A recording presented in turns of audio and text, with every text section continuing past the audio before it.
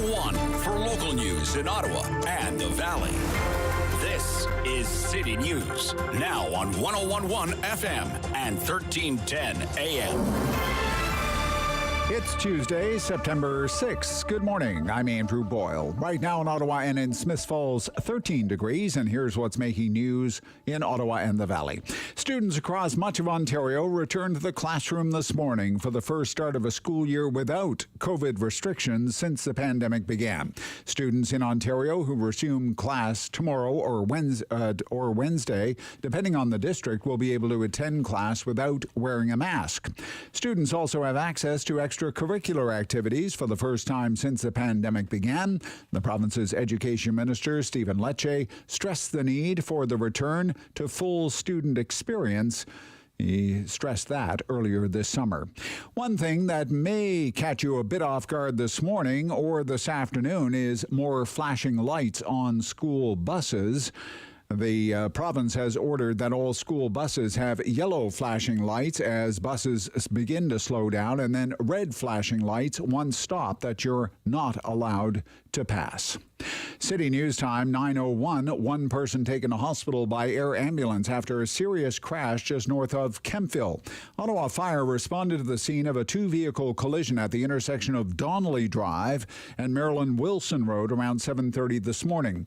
One person was trapped in their vehicle. Crews arrived. That person had to be extricated. An orange air ambulance responded. Fire crews now spreading some Absorb-All for the leaking fluids around that crash site.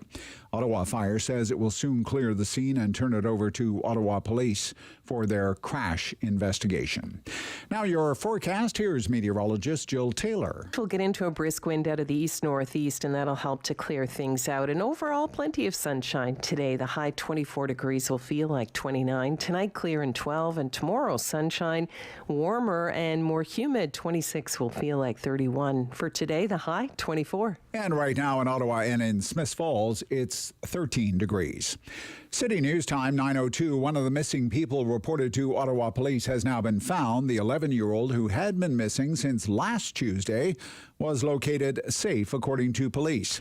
There is still a missing 30-year-old woman police would like you to keep an eye out for. This is Elaine Naira, who was last seen August 13th, leaving her residential area. That was around the Conroy and Johnson Road area about 4:30 that Friday afternoon. Elaine is Hispanic, about 5'9", with a very slim build. You can see her picture and story at ottawa.citynews.ca. A Parole Board of Canada document says the fugitive wanted in a deadly stabbing rampage in Saskatchewan has a history of drug and alcohol abuse. Miles Sanderson is wanted as a suspect in the stabbings that left 10 people dead and 18 wounded on the James Smith Cree Nation and in the village of Weldon in Saskatchewan. The Parole Board decision is from earlier this year.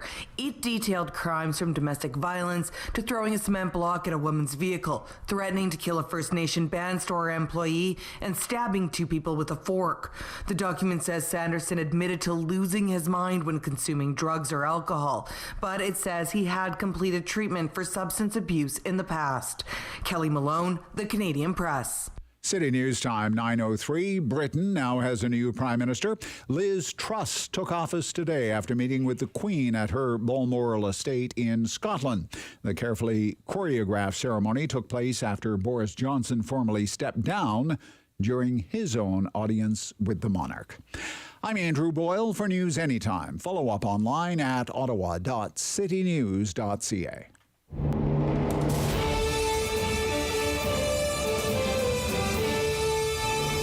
Separating headlines from hearsay. It's the Rob Snow Show on Rogers TV and City News. 101.1 FM and 1310 AM. And that's it for the Labor Day long weekend. Everyone is back to school now. Let's hope everyone stays in school. Good morning. Welcome to the Rob Snow Show on City News. And of course, if there are any updates out of Saskatchewan, we'll let you know right away. Just past 7 o'clock there now. No significant updates since yesterday's details on this mass stabbing. One of the suspects dead, another remains at large. Manhunt continues. And there will be, in due time, many, many questions that will need to be answered, like the RCMP response this time, like the RCMP's ability to properly patrol rural Canada. Similar questions to those were asked in the aftermath of the massacres in Portapique, Nova Scotia. And motive. What could possibly be the motive for something so awful? The deadliest spree killing in modern Saskatchewan history. Keep it here for updates. Coming up on our show this morning, a look at the local real estate market.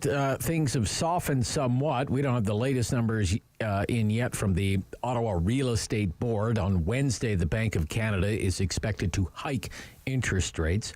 But Neil Malhotra is going to join us in about 10 minutes from now. And Mr. Malhotra is the Chief Financial Officer of Claridge.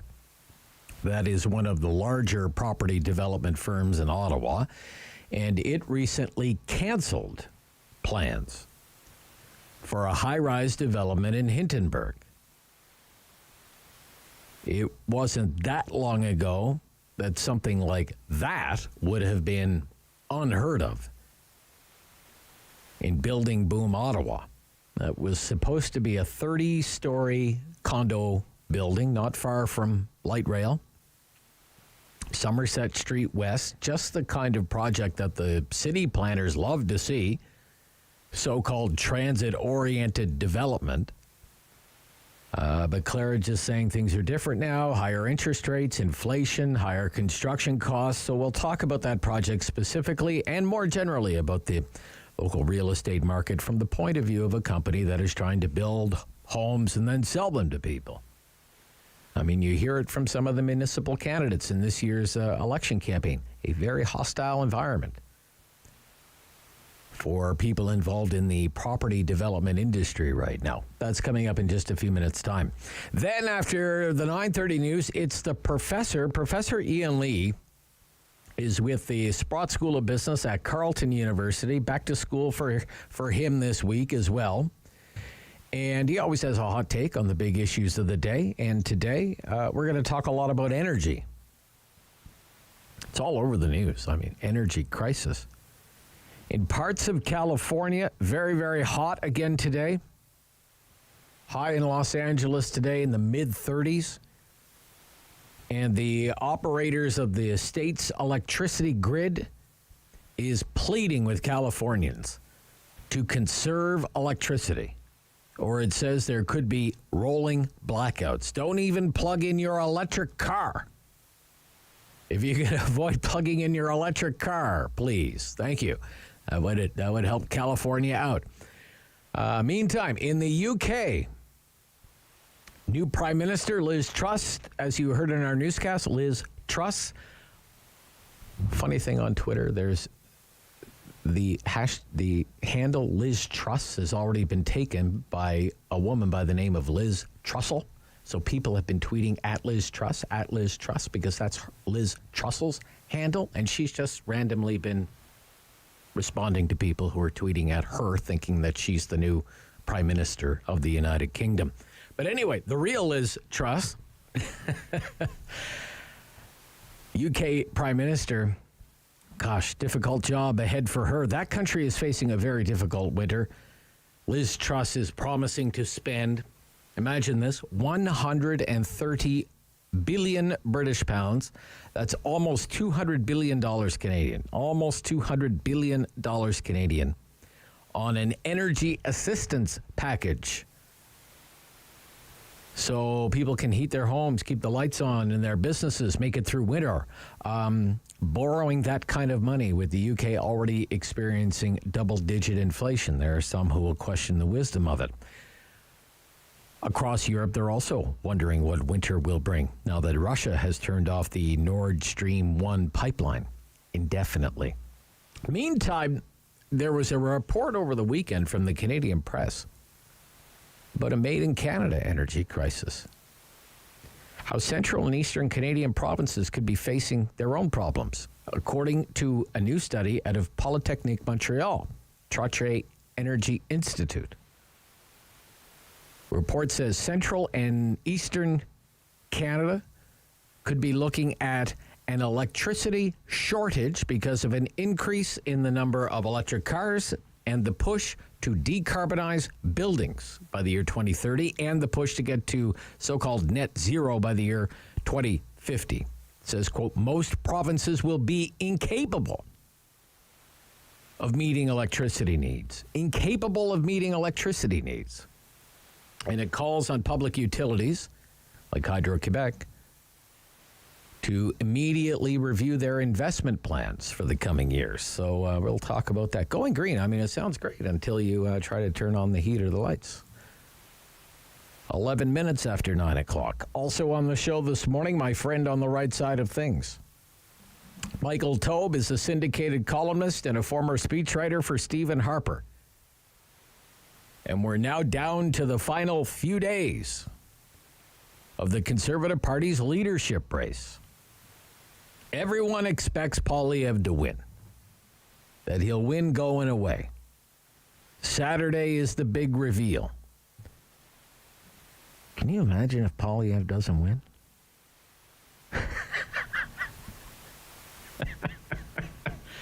What if it's like the upset of all upsets and Charest actually pulls this off? What an upset that would be. All of that ink spilled for nothing. But Michael Taube has been speaking out in support of Poilievre's candidacy from the very start of this leadership race. He's made no secret of that. He's not a big fan of Jean Charest. So today with Michael, we'll ask them if it is to be Pierre Poilievre's party. How did he do this? How did he do this?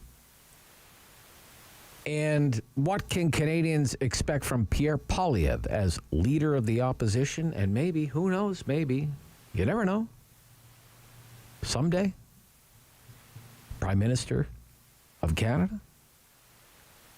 That's coming up right after the 11 o'clock news this morning.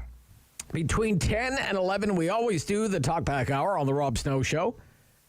750-1310 is our call-in line after the 10 o'clock news. 750-1310, 613-750-1310. It's a chance for us to get into an issue, kick it around for an hour. All this week during the Talkback Hour, I'm going to be asking you what can make Ottawa a more livable city. What can make Ottawa a more livable city? And each day, for the next 3 days, we'll focus on kind of a different angle. Today, I want to focus on transit and transportation. How you get around the city. What could make it more livable, in your opinion? What could make it easier to get around? Whether you drive, whether you take public transit, whether you ride a bicycle, maybe it's a combination of all three. I want to hear from you. And what you think the city could do to make how you get around town better, more livable. I mean, it's election year. And there are a lot of ideas out there. Some candidates want to spend more on bike lanes, less money on roads. Some candidates are touting free transit. Some are not and are totally against the idea of free transit. Some candidates want to spend more money on roads. The conversation, it could go in any number of directions. I guess it all depends on who's driving.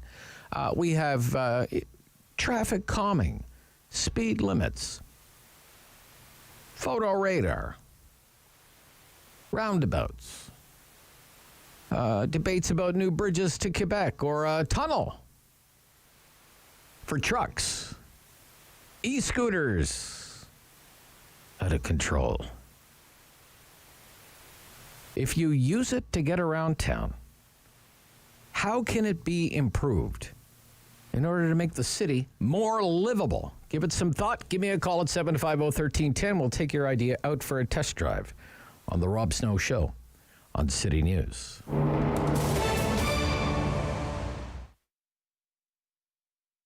Electrosport RC is an indoor RC facility with 3 different courses, all under one roof. We have bashing, crawling, and racing. And bashing, you can see just right here to my left. It's a dirt track, kind of like a skate park, but for RC trucks. Change it up regularly. It's a lot of fun. Kids just love to rip through the dirt, and so do adults. And then right behind me over here is our crawler track. You essentially drive an RC truck, one of these bigger ones, over an obstacle course made out of rocks, wood, and dirt, and other things. We've got some bridges, some rope bridges, all sorts of challenges. Very challenging and addictive, and it's fun to do with kids and parents alike. And then we also have the race course, which is 10,000 square feet and 600 tons of clay. Wow. It's great for taking all sorts of cars around, but we also have a racing community of about 30 drivers. They tinker with their cars. It's a really good entry point for kids to learn about electronics and engineering while they try to edge their competition for the thrill of the win. What a great, Dan, as I said, I can see it becoming, addictive and, people working on their machines constantly to improve them and that sort of thing. So you have different sort of days, right? So let's talk about Wednesday nights, first of all. What's the setup for Wednesday nights? Wednesday night, it's about 30 drivers who get together. It's a pretty intense competition. They're really fine-tuning their cars. We also have Friday nights, which are a bit more relaxed. It's a bit less about who's winning and more just a great place for people to get more into the racing hobby. And then Saturdays and Sundays are just kind of a more open family type atmosphere. All three courses are there to play on, and it's just a great atmosphere, with welcoming community and people who just want to enjoy playing with toys. Dan, let's talk about the popularity of the sport, because as I said, I can see people immediately falling in love with it, whether you're doing it competitively or just recreationally. Over the years, what sort of popularity have you seen? Have you seen a growth in the popularity of the sport? Absolutely, especially in the recent years with the pandemic. People have been buying RC cars to play with at home, in their yards, on the street, or in parks. And we built this facility because we wanted to have a place that's specifically built for RC cars that families can come to. It's just great for all ages, and you can get into any type of RC driving while you're here. If you just go on our website, you can Google Electrosport RC to find us. You can sign up there for an introductory session. We'll show you around the facility, get you up and going. He's the opinionated Ottawa icon. The Rob Snow Show returns On Rogers TV and City News. 101.1 FM and 1310 AM. Let's talk about the Ottawa real estate market from a property development point of view. It's a great pleasure to welcome to the program the CFO of Claridge, Neil Malhotra. Morning, Mr. Malhotra. Nice to hear from you this morning. Good morning. Thanks for having me. Your company recently canceled a planned project, a 30-story condominium tower, Claridge Hintonburg, for Somerset Street West. Why? Unfortunately, changing environment in economics is not allowing the project to move forward. They are facing, everybody's read about the inflation and the interest rates. And eventually it's tipped to the point where it's no longer feasible for people to afford the units and sort of produce them at a cost at a price that people can afford. And so unfortunately the project is not able to proceed. Okay. Has this ever happened in the history of your company before?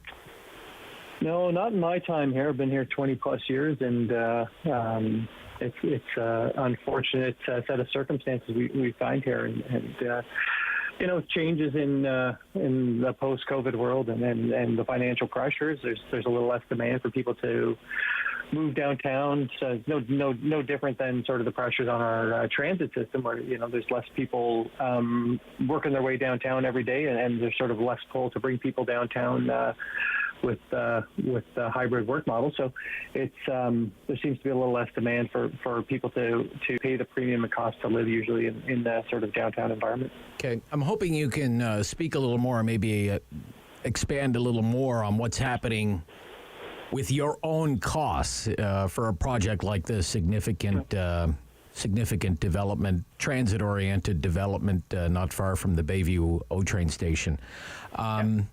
What's happening with your own costs right now? Yeah, so we're facing, as I mentioned, a lot of pressure on the construction industry with material costs and labor costs over the last couple of years. Interest rates obviously have a very significant effect, not just on the ultimate home buyers, but in the cost of in the project cost. And when you're completing a multi-million-dollar project, the interest rate effectively doubling or even tripling has a very significant cost impact. And then, we're starting to face more and more cost pressures from the municipalities, and development charges are going up significantly in the next couple of months. City Council last week approved a couple of new cost policies on housing at transit stations, specifically around community benefits charge and the cash in lieu of parklands. And so the costs are mounting, and sort of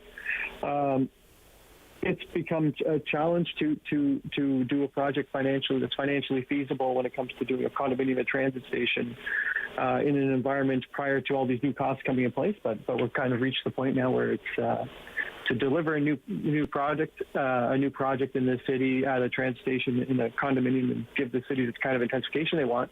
Unfortunately, the cost of housing has to go up significantly if it's going to accommodate all the costs that the city would like to put onto housing. Okay. With development charges, how much are development charges going up? Roughly, give or take. In October, it's an indexing. It's going up, I believe, around 8-10% in that range. And then the actual development charge review comes up in a couple of years, and then I think there's going to be actually probably a pretty significant, I wouldn't want to speculate how large, but a very significant increase in development charge next time the city reopens the entire policy. Okay. The new parkland bylaw, that's a development charge, parkland.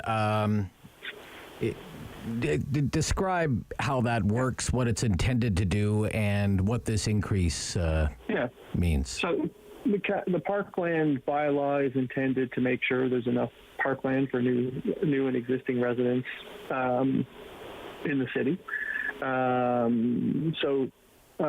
Prior to last week, on a typical development, on a typical high-rise development, you either gave 10% of the land towards park, or you gave the equivalent cash for the land value. Okay. Last week, City Council voted to increase that to 25% for high-rise housing forms, which in our new official plan are pretty much only being built at transit stations. So essentially, housing being built at transit stations is going to contribute about 2.5 times more towards parkland than currently in low-rise neighborhoods. So, single-family home in let's say Westboro, would contribute about 10% of their land value towards new parkland, whereas, that house might be, at the end of the day, a couple $1 million, but the $400,000 bachelor studio that's typically built in the condominium at transit station is going to contribute about 25% land value. In fact, the contribution to the parkland now is going to be greater than the actual development charge for a downtown apartment. So essentially, we're redirecting money from places like road infrastructure and policing and other things like that towards parkland, essentially. We're contributing more now to parks than we are contributing to some of the other core services that the city needs to deliver for new development. Oh, okay. So I want to get this right. Let's say, because you do these kinds of developments too, you had a tract of land in suburbia outside the Greenbelt. You wanted to build single-family homes. But just as an example, cash in lieu of parkland be about 10%, right? Yes. But if you want to build transit-oriented development, which is the city's desired policy from a planning perspective, let's build housing near transit, you have to pay a 25% fee. Correct. Yeah. Geniuses. Okay. Unbelievable. Okay. Yeah. Let's move along to something else. What are you going to do with that land? You bought this land in 2014. What happens to it now? We're looking at alternative ideas. I mean, unfortunately, like the economics to do certain things, to do many things. Like the economics become very challenging. We've read about how quickly house prices have gone up, but the costs have gone up just as quickly. The reality is, during the pandemic in Ottawa, housing sales were at all-time highs in the city. Condominium sales actually have drastically reduced during COVID. And we're doing about half the number of condominiums at transit stations now than we were pre-COVID as a city industry. But we were up 30-40% as an industry on the number of houses. So there's a real push and pressure. People are choosing to live further and further away from transit. We're seeing record growth in the surrounding communities of the city of Ottawa, such as Rockland and Carleton Place and Kentville. And so we're really seeing people pushing away from the city, and then at the same time, we've written a lot of policies in the city of Ottawa that we want to encourage transit-oriented development. We want to encourage people riding transit system, but the trend is moving towards people not doing that and moving away from it, and we're not really seeing a change to that. And at the same time, there's a lot of policies, like I said, like the parkland. There's other policies like inclusionary zoning that are being targeted strictly at transit-oriented development. So we've got the message from City Council, we're kind of sucking and blowing. Like, we want transit-oriented development, but we're going to make it as financially hard as possible to do it. Right. Let me ask. We're just we have a minute or less here. Let's take. Everybody recognizes there's a housing crisis, housing shortage. The country needs more dwellings for people to live in. It's especially difficult for young people trying to save up for their first property, which might be a studio or a one-bedroom condominium. Let's take a condo costs, I don't know, $500,000. Be a modest condo in Ottawa, $500,000. Okay. Yep. How much of that $500,000 selling price is fees that the developer has to pay? Could you estimate? Would it be $100,000, $50,000? So it's roughly towards the city of Ottawa. This is going to exclude things like HST. Yeah. Roughly, it's been about $30,000 has been the contribution. Okay. On that type of unit, on an apartment unit, that kind of thing. Yeah. On a home in the suburbs, it was maybe around $40,000. When the city's done with some of these new policies, so these new development charges, community benefit charges, parkland, cash and lieu parkland, inclusionary zoning, that $500,000 unit is going to now be contributing about $85,000 towards these city policies. Wow. Okay. And that's significant. So essentially next year at a transit station, transit-oriented development, we could be basically the cost of the unit could be about $60,000 more, and that's pretty problematic, right? That's not helping us solve the housing affordability issues in this city. It's been too easy for years to download infrastructure costs onto new development, because new development basically services new Canadians and young Canadians, and you know what? They're the new Canadians aren't here to vote yet, so it's easy to kind of stick them with the cost, and that's sort of been what's happening. Okay, Mr. Malhotra, thank you. Thank you very much. Yeah, from Claridge, Neil Malhotra, Chief Financial Officer. Very interesting. 9:28. The Professor after the news on energy policy. This is the Rob Snow Show on City News.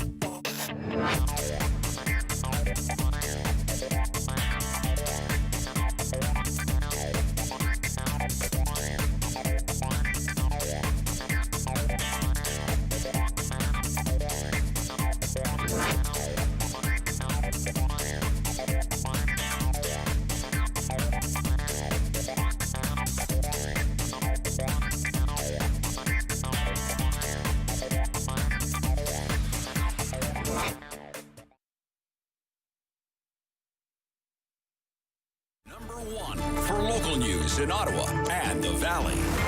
This is City News, now on 101.1 FM and 1310 AM. It's Tuesday, September 6th. Good morning. I'm Andrew Boyle. Right now in Ottawa, 14 degrees. In Smiths Falls, 13. And here's what's making news this hour. You likely noticed on your drive this morning new school bus lighting. That took effect today across the province for the vast majority of buses operating in the region. All of them in Ontario, school buses, have to be equipped now with yellow flashing lights to warn you the bus is about to stop to off or unload passengers. Once stopped, the red lights are activated and the stop arms as well. It's designed to give other drivers more warning the bus is about to stop. It is illegal to pass. One person being taken to hospital by air ambulance after a serious crash has happened just north of Kemptville this morning. Ottawa Fire responded to the scene of a two-vehicle collision. That was at the intersection of Donnelly Drive and Merlin Wilson Road. That happened about 7:30 this morning. The manhunt continues in Saskatchewan for one of two suspects after a deadly stabbing rampage. Police say 30-year-old Miles Sanderson may be injured, but he is still dangerous and should never be approached. Other suspect in the attacks, 31-year-old Damian Sanderson, was found dead yesterday near one of the crime scenes. RCMP say 10 people were killed, 18 injured in a string of attacks on a First Nation and a nearby village on Sunday. City News Time, 9:33. I'm Andrew Boyle for News Anytime. Follow up online at ottawa.citynews.ca. Strong voice. Strong opinions. Rob Snow Show returns on Rogers TV and City News. 101.1 FM and 1310 AM. So we're back with Professor Ian Lee, Sprott School of Business, Carleton University. I believe the first day of school, if I recall our conversation from last week, first day of school for you is tomorrow. Is that right? Tomorrow. That's exactly right. Okay. So back into the physical classroom, because for the last couple of years I was teaching by Zoom because of my arthritis, and they granted me accommodation. But now I guess the word is that the pandemic is essentially over, which I agree with. And the students want us. The vast majority of students want to return to the campus, and which I understand.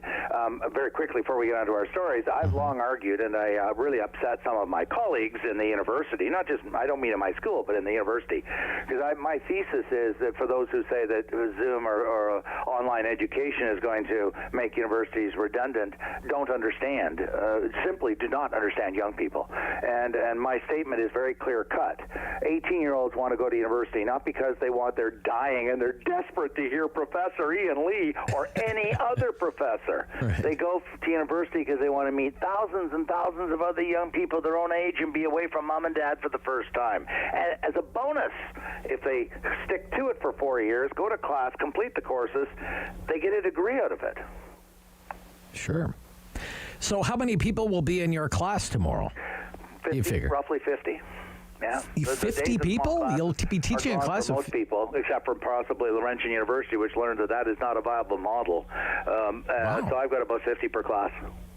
50? 50, and that's fourth year capstone. Fourth year? My goodness gracious! I thought you would have thinned the herd by then. No, this is a function of the nature of university education in Canada. It's heavily subsidized, much more so than in the States, by the way. We subsidize public education a lot more, and so there's a limit to the amount that the provincial governments can provide us, especially with healthcare demanding more and more resources, understandably, because of the aging of the population. And so we respond to it by, essentially, let's be honest, we respond to it by making the classrooms bigger. thought by the fourth year your classes would be smaller, that they'd pay a premium to in an ideal world, they would be. To tap into your wisdom, but... Well, I've developed strategies. I do all the grading myself.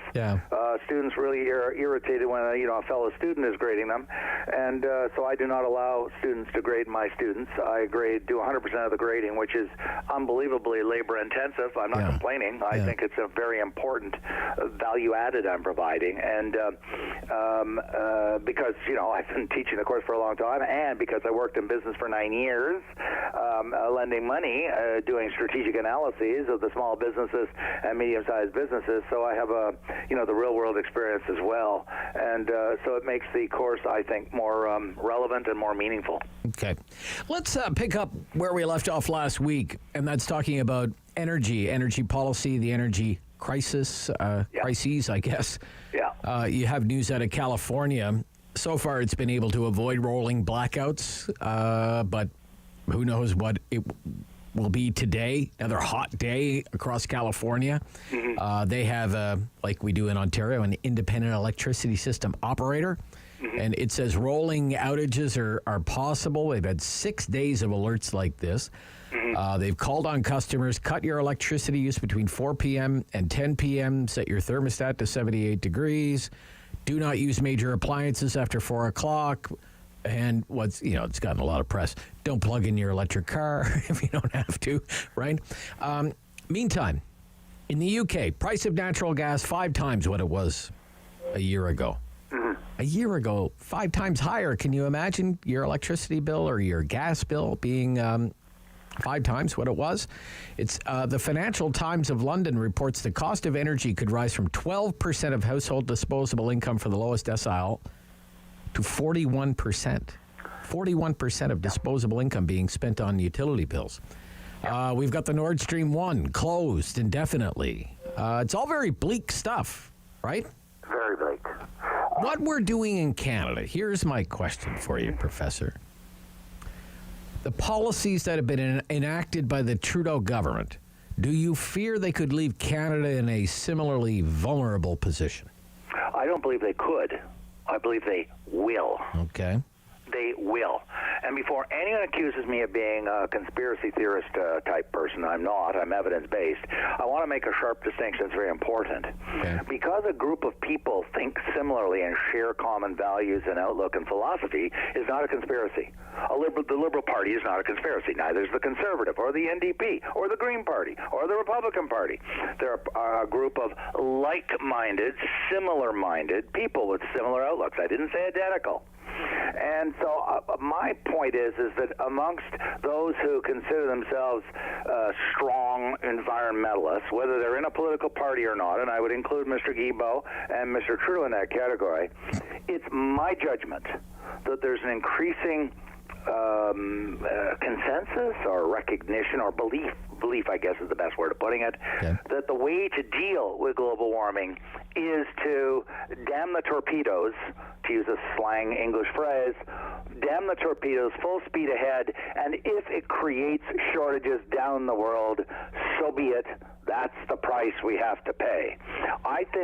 In other words, what I'm trying to say is I am absolutely not accusing environmentalists anywhere, not in Germany, not here, of being stupid, of not understanding. I think that they increasingly do understand that if you shut down nuclear, shut down oil, shut down natural gas, you're going to create some horrific shortages. And they have decided, without ever publicly saying that they accept that. That's not their intent. I am not accusing anyone of deliberately trying to hurt other people. I'm saying, I've I've read about the They believe their motives are pure. Right? I think that they're saying, the road to hell is paved with the very best of intentions. And they're saying, look, don't you understand? The world's on fire. The world's on fire. We got to do something. We got to do something. And, other cliche, you got to break some eggs if you're going to make omelets, these cliches. And they don't realize, at least fully yet, I just don't think they fully understand how existential energy is. I put energy up there literally equally with food. You cannot live without eating. I mean, you'll die within, I think the record is 31 days for hunger strikers. The body must have food. It is existential. It is necessary for existence. I believe energy in a cold country. Canada is the second coldest country in the world, mean average winter temperature, and I got that data from the World Bank. And they have it for all the countries of the world. The coldest country in the world is Russia, and we are just marginally warmer in the winter by a hair. So we're essentially we're the same because we're very northerly. And the idea that you can shut down oil and natural gas and coal, as they've done in Europe, and nuclear, and then continue to function as a modern society is delusional. It is delusional.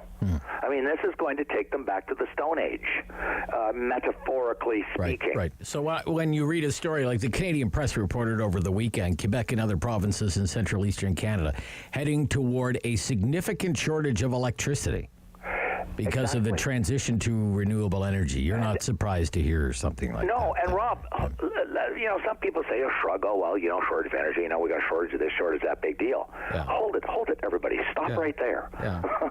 Like that great line in Meatloaf, Paradise by the Dashboard Light. Yeah. Stop right there. Stop right there. Okay? Yeah. Where I'm going with this, they want to get rid of all the existing oil and natural gas used in Canada, which is 70% of the totality of energy consumed. They acknowledge if you dig down into the Natural Resource Canada data on their website, we're going to need a 3 to 5 fold increase in electricity to displace all the oil and gas. There are shortages now as we speak in California and in other jurisdictions, and they haven't even displaced hardly any of the oil and gas. So what I'm trying to say, everybody, to use Winston Churchill's famous line, we are not at the beginning of the end. We are not even at the end of the beginning. We're at the beginning of the beginning. And we are facing... Beginning of the beginning, okay. We are facing an energy nightmare, an energy apocalypse going forward, not tomorrow morning, not in 2 weeks, not in 6 weeks. I'm talking in the years going forward.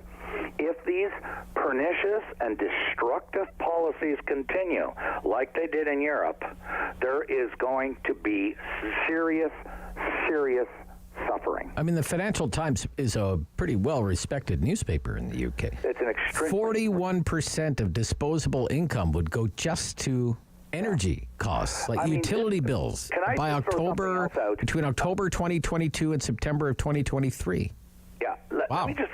Let me throw something else out, and it's a sidebar, but it's very relevant. Okay. And I'm not here to defend Trump because I don't defend Trump. I'm glad he was defeated. But when people write me emails, about Trump and how terrible things were, and they're all yelling at each other in the States, there's going to be a revolution. Some people have told me in the States. What a pile of garbage.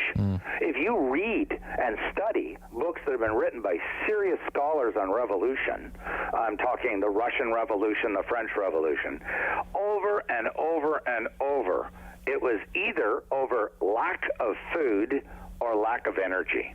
If you starve someone to death, it's going to get ugly. If you cut people off so they can't heat their homes at minus 25 in Ottawa or Toronto or Calgary or Edmonton or wherever, name your city, and you cut them off, it's going to get extremely ugly. Okay. I mean, violent ugly. All right. Because you can't threaten people's lives and their existence like that. Well, okay. Well, we'll see what happens, I guess. Let's hope it doesn't turn out that way. I hope we don't. But the OEB, for example, the Ontario Energy Board, is turning down and rejecting Enbridge application to replace existing pipelines that are at the end of their life cycle because they've been there for, 30 or 40 years or whatever. Right. And they're actually trying to, through stealth, say, no, you can't replace them. So at one point, they'll become unsafe. They'll have to be shut down, and there won't be replacement pipelines. Some of our regulatory bodies are doing this, I call it stealth policy making, where they're deliberately engineering future shortages by not allowing. I mean, look what they're doing in Michigan. Line 5 is a replacement pipeline for a pipeline that is old. So Enbridge says, we'll replace it and fix it with a much better pipeline. That's the Americans in Michigan and Wisconsin are doing that. You may not replace an aging old pipeline. We want it closed the Canadian government is fighting back against that. I know that, but my point is this is giving, I'm trying to explain to everybody what's going on behind the scenes with environmentalists and their demands. All right, we have to stop, and then we have to get on to other things. We have to stop and get on to other things. Okay. We'll be right back. We'll talk about healthcare. Rob Snow Show, City News.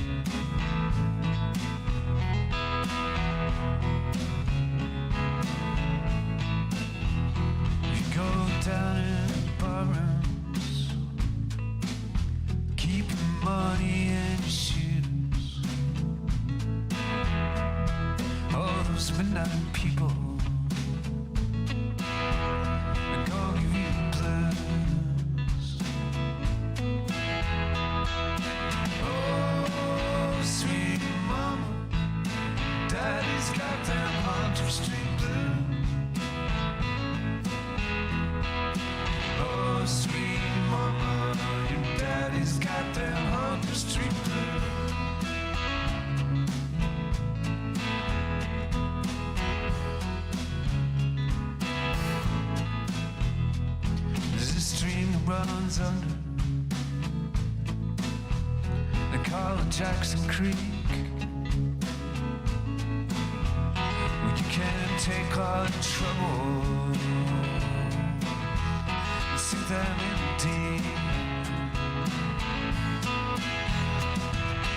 Oh, sweet mama, your daddy's got them Hunter Street blues. Oh, sweet mama, your daddy's got them Hunter Street blues.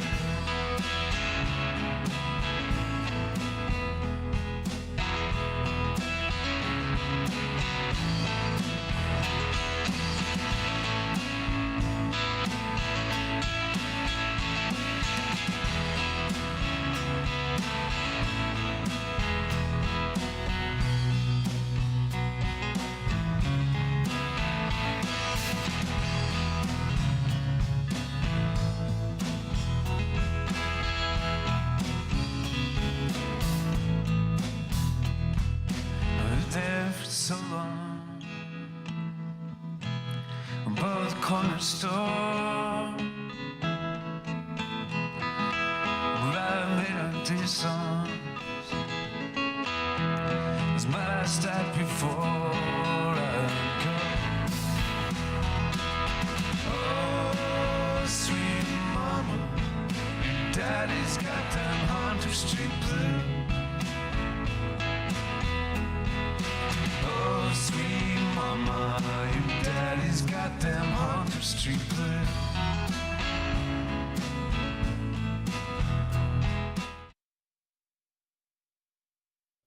The world is changing. So keep up with Rob. The Rob Snow Show returns on Rogers TV and City News, 101.1 FM and 1310 AM. Professor Ian Lee is back with us from the Sprott School of Business at Carleton University. First day back for class for him is tomorrow. A classroom of 50 students. My goodness gracious. Okay.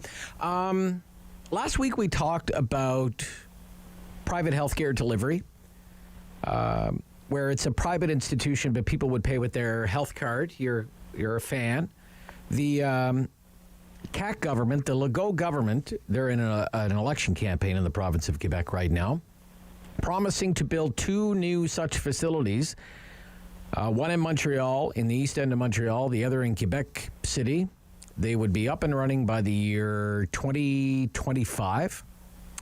And family medicine centers open 7 days a week, 8 a.m. to 8 p.m., offer emergency medical services 24 hours a day for minor cases, day surgery, house pharmacies, test centers, radiology labs, and they cost $35 million apiece. You pay with your health card in Quebec for these. What do you think? I can't tell you how overjoyed, and I mean that, how excited, how extraordinarily excited I was, even though I don't live in Quebec. It's not because of that. What Legault did was he's broken the logjam in Canada. The belief by politicians, by our elected class leaders, prime ministers, cabinet ministers, that you absolutely cannot have a private. There's two things he did. There's two separate things he did. First off, he said you don't need a mega hospital, the Civic. And I'm not against the Civic. There's fantastic doctors and fantastic nurses there. But it's going to cost $5 billion, which we know means they'll come in over budget. They always do in the public sector. That's going to come in at $6 or $7 billion. People, we just can't build hundreds of $7 billion or $5 billion hospitals. We don't have the resources. We just don't. In fact, that's why we only have a handful of mega hospitals across the country. So first off, he was going from the centralized model to the decentralized model, which we should have done a long, long time ago. Instead of just having a few giant, unbelievably expensive, very, very good, very high quality, and really expensive hospitals, which produces what? Queuing. We all know that. The queuing, because there's only so many hospitals we can build, and they can only process so many people, and so it is a recipe to create queuing and wait lists and shortages of service. So what he said is we're going to go from that really the Sovietized, I call it the Sovietized collectivized model, a few very centralized delivery points, and he's going to decentralized, and many, many more of them. And secondly, he's saying the private sector is going to build it, but we're going to control the system because it's single-payer model, and you're going to bill that hospital and all those procedures delivering some service to a customer, a patient, a knee surgery like mine, it will be billed to the Quebec healthcare system. There are going to be people, there are going to be unions who are saying this is privatization. They're going to try and deliberately deceive Canadians and call this privatization. It most certainly is not, and Hillary Clinton used to give the lectures in 2016 to all those doctors who said, oh my God, if Hillary Clinton's single-payer model occurs, she's going to privatize, nationalize the hospitals and the clinics. She said, don't be ridiculous. She says, we're just going to control the price you charge because we're going to be paying for it through the state. That is public health care. That is the Canadian model, and you can have mini hospitals. Why I'm so big on them. It's not ideology for those who accuse me of that. $35 million. Do you know mini hospitals you can create across Ottawa and across Canada at $35 million a pop, as opposed to $5 or $6 or $7 billion a hospital. I mean, you could have 10 of those suckers in Ottawa, 10 mini hospitals, and it'll come up to $350 million, which is a rounding error in the cost of building the new civic hospital. The economics of decentralized mini hospitals is staggering and overwhelming. Right. So if we want to get serious and not ideological about healthcare shortages and our problems in Canada, that we've got to start by doing what Premier Legault has announced, and I hope we do it in Ontario. We need mini hospitals at $30 or $40 million a pop. Right. We don't need mega hospitals. You pay for it with your OHIP card. Whatever service you get there, you pay with your OHIP. Everything is paid for by OHIP, just like now. Okay. Just like now. And nobody's saying the existing system, when you go to your private doctor's clinic, and I do, I have a GP who's in a private clinic. I just show my health card every time. Yeah. I never see an invoice. I have no idea what is even being billed to OHIP. So the idea that because the bill is going into OHIP and it's a private clinic is privatization is just simply false. It is factually false, ideological propaganda by those opposed. Okay, 3 minutes left. Okay. Many months ago, Horizon Ottawa, a number of other left-wing advocacy groups, released what they call the alternative budget for the city of Ottawa. And it proposes many things on the housing front. For example, a municipal land transfer tax. They have this in Toronto. They have 2 land transfer taxes. The proposal from Horizon Ottawa would be a 2% tax to the city on any property valued between $400,000 and $2 million be paid for by the buyer of the property. It's the same percentage as the provincial land transfer tax. It'd be another $12,000 on a house valued at $800,000. Right. The proponents claim it would raise $88 million a year and, quote, reduce the incentive of buying and selling properties as investments as there is higher upfront costs. The tax leads to a less severe housing shortage. What are your thoughts on that claim? Ignorance is bliss. Let me repeat that, everybody. Ignorance is bliss. I'll explain that. 2 minutes. For the investor, for those who are buying, first off, the number of homes owned by investors is a tiny fraction of the total housing in Canada. The vast majority of housing is owned by us, we, the individual people called individual homeowners. That is an empirical fact from Canada Mortgage and Housing. So Alliance members, please do your homework, please do your research, and if you don't know how to do it, contact me, and I will teach you how to do research using government data. Right. I'm being very serious. Yeah. I'm not being sarcastic. Yeah. I'm deadly serious. That's exactly what I do on my capstone. Be careful, he does all his own grading. Listen, I'm teaching them how to do research in StatsCan, Canada Mortgage and Housing, and so forth. 90 seconds. Okay, the second point is that the investors are the ones, the investor class, are the ones who are going to be least affected by this, because what does an investor do when you invest in, I'm talking an owner of a business, when you face increased costs? You pass them on to the customer through higher prices. That's what you do. And for those who say, well, you can't, well, those businesses that cannot break even and cover all their costs, they go bankrupt. That's what bankruptcy and insolvency in the business world is. Those businesses that cannot cover their costs, they go to business. They go bankrupt. The ones that can cover their costs stay in business, and they continue to function. Small business, medium business, big business. So doing that, what they're proposing, is going to make housing more expensive. More expensive, not less expensive. When you put more costs onto the product in question, you're driving up the cost of the product. Okay? So people at Affordable Housing, please contact me, and I will seriously teach you how to do good research using StatsCan data, Canada Mortgage and Housing data, and even throw in some basic intro economics to boot to show you what I just said and demonstrate to you what you're proposing is going to achieve the results exactly opposite of what you're trying to achieve. Okay. Thank you. Great. Have a great first day of school tomorrow. I'm looking forward to bye-bye. Extreme excitement because I have enormous confidence in our young people as the basis of the future of our country. All right. Thank you. Bye-bye. Thanks. Professor Ian Lee from the Sprott School of Business at Carleton University. The Talkback Hour is next on The Rob Snow Show on City News.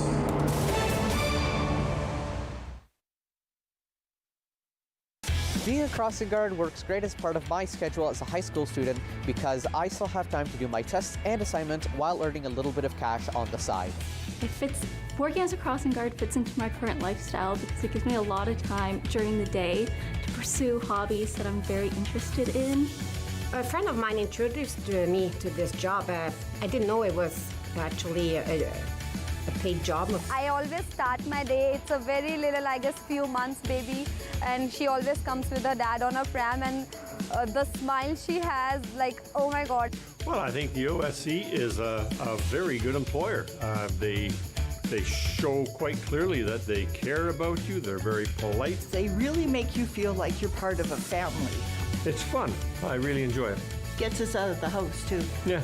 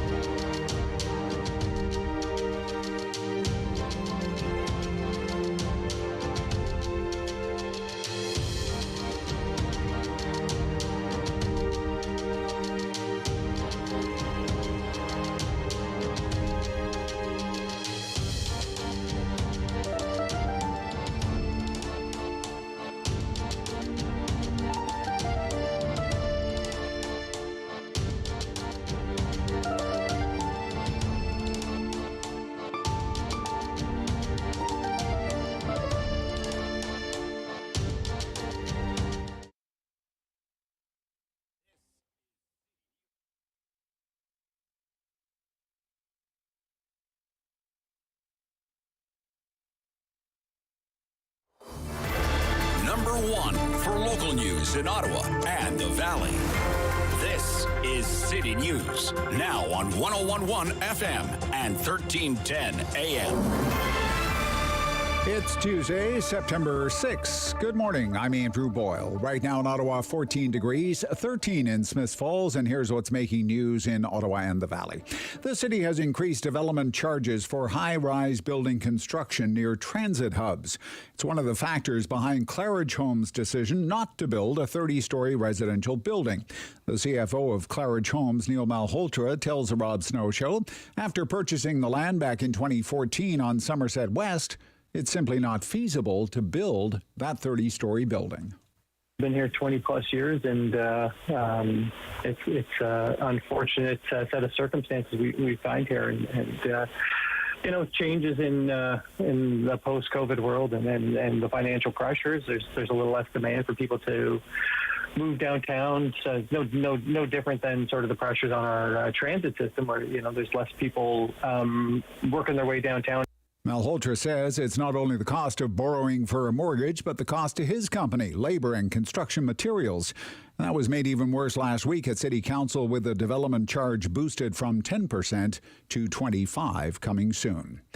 One person taken to hospital by air ambulance after a serious crash. This happened just north of Kempville this morning. Ottawa Fire responded to the scene. It was a two-vehicle collision right at the intersection of Donnelly Drive and Merlin Wilson Road. That was about 7:30 this morning. One person trapped in their vehicle had to be cut from that and then taken by Orange Air Ambulance. Fire crews were after that, spreading Absorbol to the leaking fluids around that crash site. City News time, 10:02, and now your forecast. Here's meteorologist Jill Taylor. We'll get into a brisk wind out of the east-northeast, and that'll help to clear things out. And overall, plenty of sunshine today. The high 24 degrees will feel like 29. Tonight, clear and 12, and tomorrow, sunshine, warmer and more humid. 26 will feel like 31. For today, the high 24. And right now it's 14 degrees in Ottawa, 13 in Smiths Falls. A former Mountie says a vast open space of Saskatchewan could complicate the manhunt for the remaining suspect after a deadly stabbing rampage on Sunday. Retired RCMP officer Sherry Benson says there are a lot of places people can hide in the area around where the killings happen. The comments come as police continue the search for 30-year-old Miles Sanderson, who they say may be injured but is still considered dangerous and should not be approached. The body of the other suspect, 31-year-old Damian Sanderson, was discovered outdoors in a grassy area on the James Smith Cree Nation. That was yesterday. The public inquiry into the Nova Scotia mass shooting will hear today from an RCMP officer who is described as a friend of the gunman. Testimony of Constable Greg Wiley will not be broadcast. He was asked in 2010 to look into whether Gabriel Wortman had firearms at his home. The investigation didn't lead to any charges. In an interview with inquiry investigators last year, Wiley said he had a good rapport with Wortman and had visited that home around 15 times over the years. Liz Truss is the new British Prime Minister after being appointed by Queen Elizabeth at Balmoral Castle in Scotland. Truss has become Britain's new PM, replacing Boris Johnson in the post. The former Foreign Secretary immediately needs to confront a major task ahead, curbing soaring prices. She'll also need to ease labour unrest and fix a healthcare system burdened by long waiting lists and staff shortages. Another top-of-the-box item is the energy crisis triggered by Russia's invasion of Ukraine. The conflict threatens to push energy bills to unaffordable levels, shutter businesses, and leave the nation's poorest people shivering in icy homes this winter. Charles de Ledesma, London. And I'm Andrew Boyle for News Anytime. Follow up online at ottawa.citynews.ca. It's time to talk back on the Rob Snow Show. Have your say and call now. 613-750-1310. What would make Ottawa a more livable city? I'm going to be asking you that all week during the Talkback Hour. This is the Talkback Hour. 750-1310, 750-1310, 613-750-1310. Each day this week, I thought we'd just pick one aspect of the city's operations or the city's planning and kind of kick it around for the hour. And we're going to do transit and transportation today. How you get around the city. getting where you need to go during your day-to-day routine, whether that's your morning commute or your afternoon commute. If you're, it's first day back to school for a lot of people. If you take your children to school in the morning, pick them up in the afternoon, whatever the case may be. If you take public transit, we're open to talking a lot about public transit. We've certainly talked a lot about public transit in the last 4 years of this council. Bike lanes. Always have great conversations about bike lanes. Some people love them. Some people, not so much. But what would make it, you think about transit, you think about transportation. What would make things more livable? We'll do that today, and then we'll do another angle tomorrow. It's probably going to be housing, and then we'll do another one on Thursday. But today, transit and transportation. Give it some thought and give me a call at 750-1310. 750-1310, 613-750-1310. What would make Ottawa a more livable city when it comes to transit and transportation? I mean, there are really no wrong answers. Okay? It is the municipal election year. It is a change election. A lot is going to change. Change is in the air. There's going to be a new mayor. There will be many, many new city councilors. And I think everyone running, whether it's for mayor, whether it's for a seat on the city council and one of the ward races, I think that they all want to make Ottawa a more livable city. They all have their own ideas what that would be. They want to make Ottawa a better place to live. They want to make Ottawa a more livable city. They may have different ideas about how that might be accomplished, but I'm sure everyone's heart is in the right place. So, I mean, you live here. You pay the taxes. You pay the fees. You pay the utility bills. You drive on the roads. You ride the buses. You walk on the sidewalks. You trip over the e-scooters. You see what's working, what's not working. What could use an upgrade? What could use an improvement? In your opinion, what would make Ottawa a more livable city when you think about transit and transportation? I'm wide open to hearing your ideas. As long as if you think it would make it easier to get around.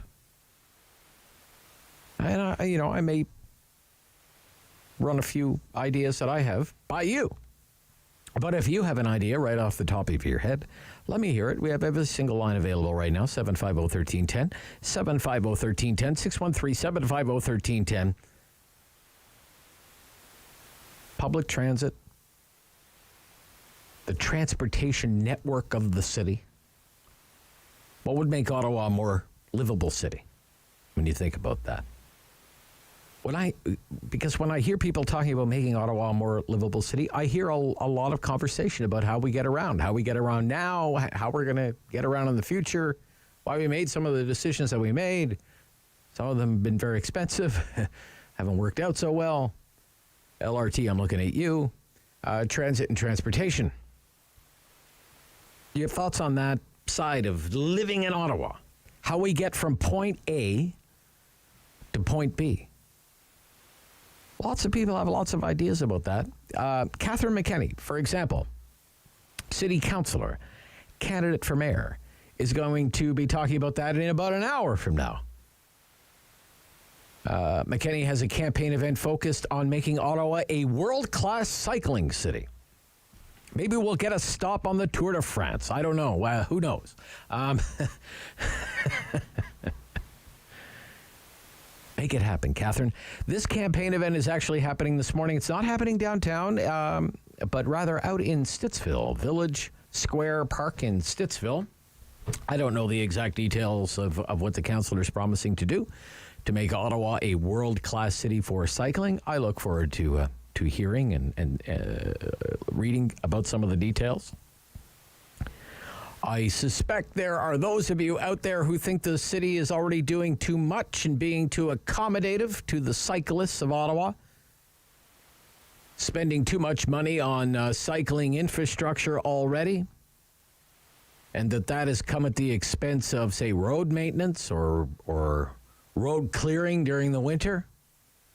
The cycling lobby is very, very vocal in this city. That's been my impression anyway. But let me put it to you on cycling. You know, if you have any ideas about making Ottawa a more livable city on the cycling front, do you have any ideas there? Do you think we need more dedicated bike lanes, for example? Or maybe we should shut down the ones we have? When it comes to OC Transpo, there was also some controversy this week about, last week, about so-called free transit. There was a debate about free transit. Fare free transit. Just take away the fare box or the monthly pass or the Presto card and make transit fares free, in quotation marks, free. Of course, it's not going to be free. The buses aren't free. The fuel's not free. The operator's not working for free. The mechanic's not working. None of this is free. Shortfall's going to have to be made up somewhere. And that's going to be from taxpayers one way or another, either property taxpayers at the municipal level, or maybe there's some kind of funding stream, secret funding stream from the federal government or the provincial government, or a combination of the two.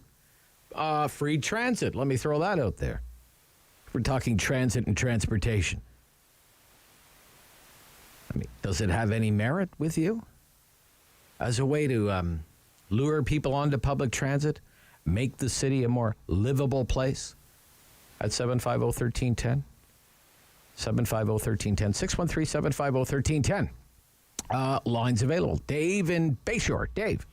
How you doing this morning, Rob? Oh, everything's good here, Dave. How about you? I was going to say, the only reason why I called today is I'm the type of person that gets a little impatient when it comes to lane closures when they're always doing construction work on the roads in Ottawa. Right, yes. And I believe really that maybe the construction workers, they should do it like what they do in Toronto. Maybe have people working overnight. Right, so it'll cut off all the tie-ups on the road, because Ottawa's roads are terrible. I see them doing, they seem to be doing more work at night now, Dave, than they ever did before. Idea, because you know what? Personally, Rob, I don't actually take transit, so I can't relate to transit. But I think one good thing that I heard Andrew Boyle talk about on the news this morning at the news hour, he was saying that they're now starting to put caution lights on the school buses. Caution lights on the school buses. Yeah, that's not related really to what we're talking about, but I thought that was a great idea. Yeah, great idea. And that's going to help people drive a little more cautiously and slow down a little bit. Yeah. And that's a wonderful idea. Okay, you like that idea. Okay. All right, Dave. I love that idea. Great stuff, Dave. Thank you. I do believe, I see them doing a lot more work at night than I ever used to. When it comes to construction. But my goodness, Ottawa's a great city. I can't wait to see it when it's done. It's like a construction zone from one end of this city to the other. The company that makes the pylons is doing very well, I think. Free transit, if you have thoughts on that. Some people are promoting that. Some people are totally running against that. There's a big push on, I would say as well, for car-free streets. Car-free streets that are closed to vehicle traffic, streets that are more cycling and pedestrian friendly. What do you think about an idea like that? For example, we have Wellington Street, right? It's been closed since the end of the Freedom Convoy. Confederation Boulevard. What would you think if we kept that closed forever? I think it's kind of heading that way anyway, but what would you think about that? Close Wellington Street to all vehicle traffic, bicycles and pedestrians only. You think that would be a good idea? And then I would add, what do you think if we did that to other parts of the city? There have been calls in the past, for example, for the Byward Market to be car-free. No more parking in the Byward Market. Now, I worked in the Byward Market for 20 years. That slowly but surely, as the years go by, there are fewer and fewer parking spaces available in the Byward Market. I haven't paid for monthly parking in the Byward Market in a long time. What do you figure that's going for now, Dave? I heard like $200 a month for a parking spot in the Byward Market, something like that. Probably 200 to 220. 200. I think under 200 is a steal. Under 200 would be a steal now? Based on what I've seen, just looking. Yeah.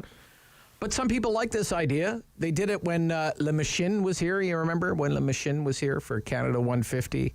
Everybody was pointing to that as saying, see what happens, all the beautiful things that happen when you take the cars out of the Byward Market. Yeah, and drop a giant spider in the middle of it. No taking your car to the Byward Market. What would you think of that? Or other parts of the city?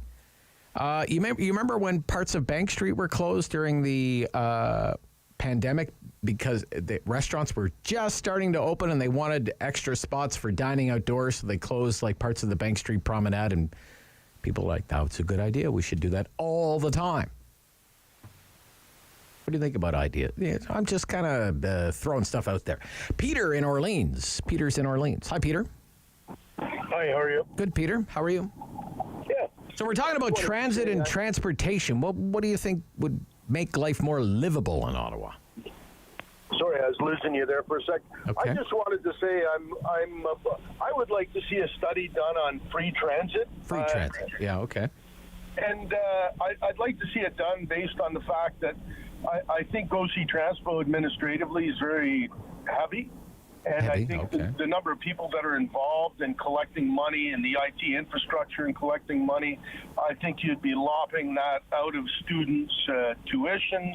I think the impact on our roads would be reduced. I think people would become more productive. There'd be less vehicles on the road. I'd like to see it studied. I'm no big fan of Catherine McKinney. I don't think she explains. Okay, some people don't even want to study it. Well, I believe Mark Sutcliffe's campaign is opposed to even studying the issue. That the study would cost, what was it, $900,000 for the study? Yeah, I mean, I think $1 a person to study something like this in Ottawa is probably warranted. But I just think that Catherine McKinney hasn't done a very good job of explaining why something like this would at the macroeconomic level would represent so much benefit to so many of our citizens. Yeah, okay. Yeah. Well, I mean, there are a lot of questions that would need answers. For example, we still only have ridership post-pandemic, 35-40% of pre-pandemic levels, right? Correct. And that's even if we are post-pandemic. Some people don't even think we are post-pandemic. Right. So we're missing 60% of the riders. Yeah, but 50% of OC Transpo's budget is paid through the taxes of Ottawa taxpayers. That's right. So what happens? So if you're missing, if you're missing 60% of the riders and you take away 40% of the funding, how do you, what do you do? What kind of service are you going to be offering to people? I guess. Well, the truth is there would be definitely more people riding the transit if it was free. Mm-hmm. But I mean, you're only talking the 60%. The 50% is fixed. It's like our water bills; they go on and on. But infrastructure in our water bills. I mean, Anyway, I digress. Okay, Peter. Thank you. Thank you. I don't know if I totally believe that anymore. I don't know if there's a great rush. Coming through an infectious disease pandemic for people wanting, I can't wait to ride the bus, it's free. Yeah, hard pass for me. 10:18, Rob Snow Show, City News.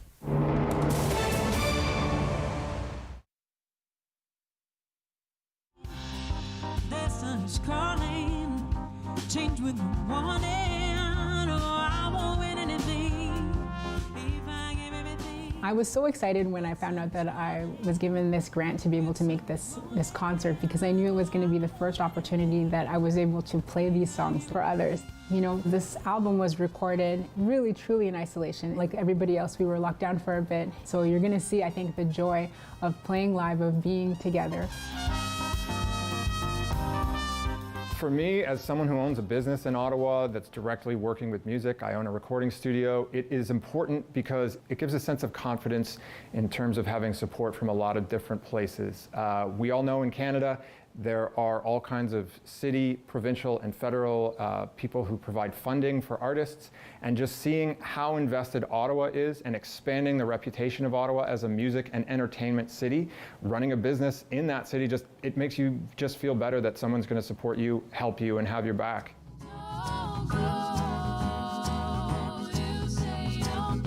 Well, firstly, I'm seeing friends that I haven't seen in 2 years, so that is kind of stabbing me in the heart a little bit, but I'm also just so happy to be able to make art with all of these friends again. And I've been treated like an absolute rock star from the moment I just kind of knocked on the door and said, hey, can I unload my gear? Everybody's so helpful, and you're just used to kind of dragging all your stuff around, and it's such a hard business to be in. So this is a dream come true for any local artist who gets to participate in a series like this. Oh, I feel like I need to keep pinching myself. It's an amazing experience and opportunity for us, so thank you so much. It's been a long couple months. Our last show was in December. This is the first time we've actually been in the same room together since. So it's really an amazing opportunity for us and the beautiful theater, and to have Rogers here, and thank you, Mike, and so it's a dream come true.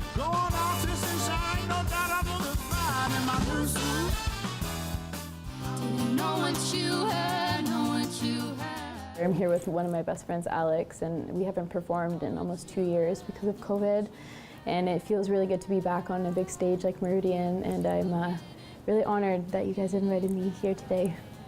Having an organization that lets the artists do their thing with such a range of styles and influence, and to kind of have that ability to meet the public and to meet the people who would listen to them, can't be overstated. So super excited about it. I know a lot of musicians in town and a lot of music lovers in town who are really excited about it too. So I mean, it's an event in which there's talk, there's a lot of buzz around it, and I wouldn't be surprised if it goes on for a long time and does a lot of great things for local musicians and connecting them with the listeners that love them.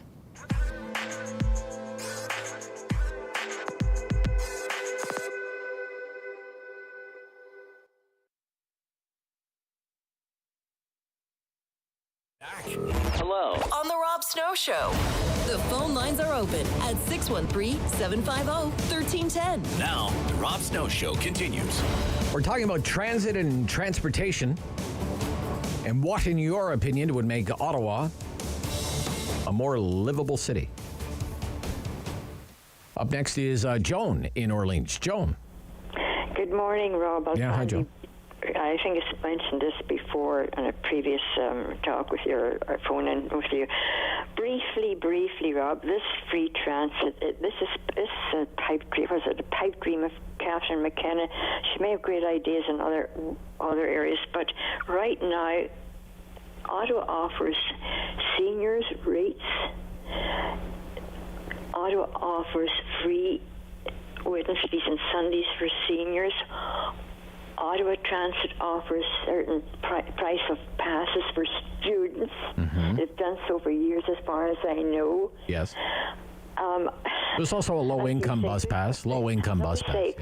Who's going to pay for the free transit? Also, this free transit system might work in a small little drop in the country like Finland or Sweden or other small countries, or Belgium, smallish countries in Europe, but not in the nation's capital, Canada's capital. No. Okay. Money would be better spent fixing some of those intersections in the city where cars are practically falling into the potholes, the long skinny potholes. Crossing the road is really is an issue too. A pedestrian has to watch crossing the intersections with all the cracks in the road. Okay. Ms. McKinney might want to take a tour of Ottawa and see just what the situation is in the roads.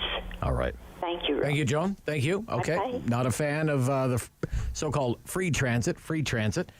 But we're talking about, not just free transit, but anything to do with transit and transportation. If it's got wheels, let's talk about it. Jason in Stittsville. Jason. Hey, good morning, Rob. Hi, Jason. Yep. Hey, how come you don't talk to Lowell Green anymore?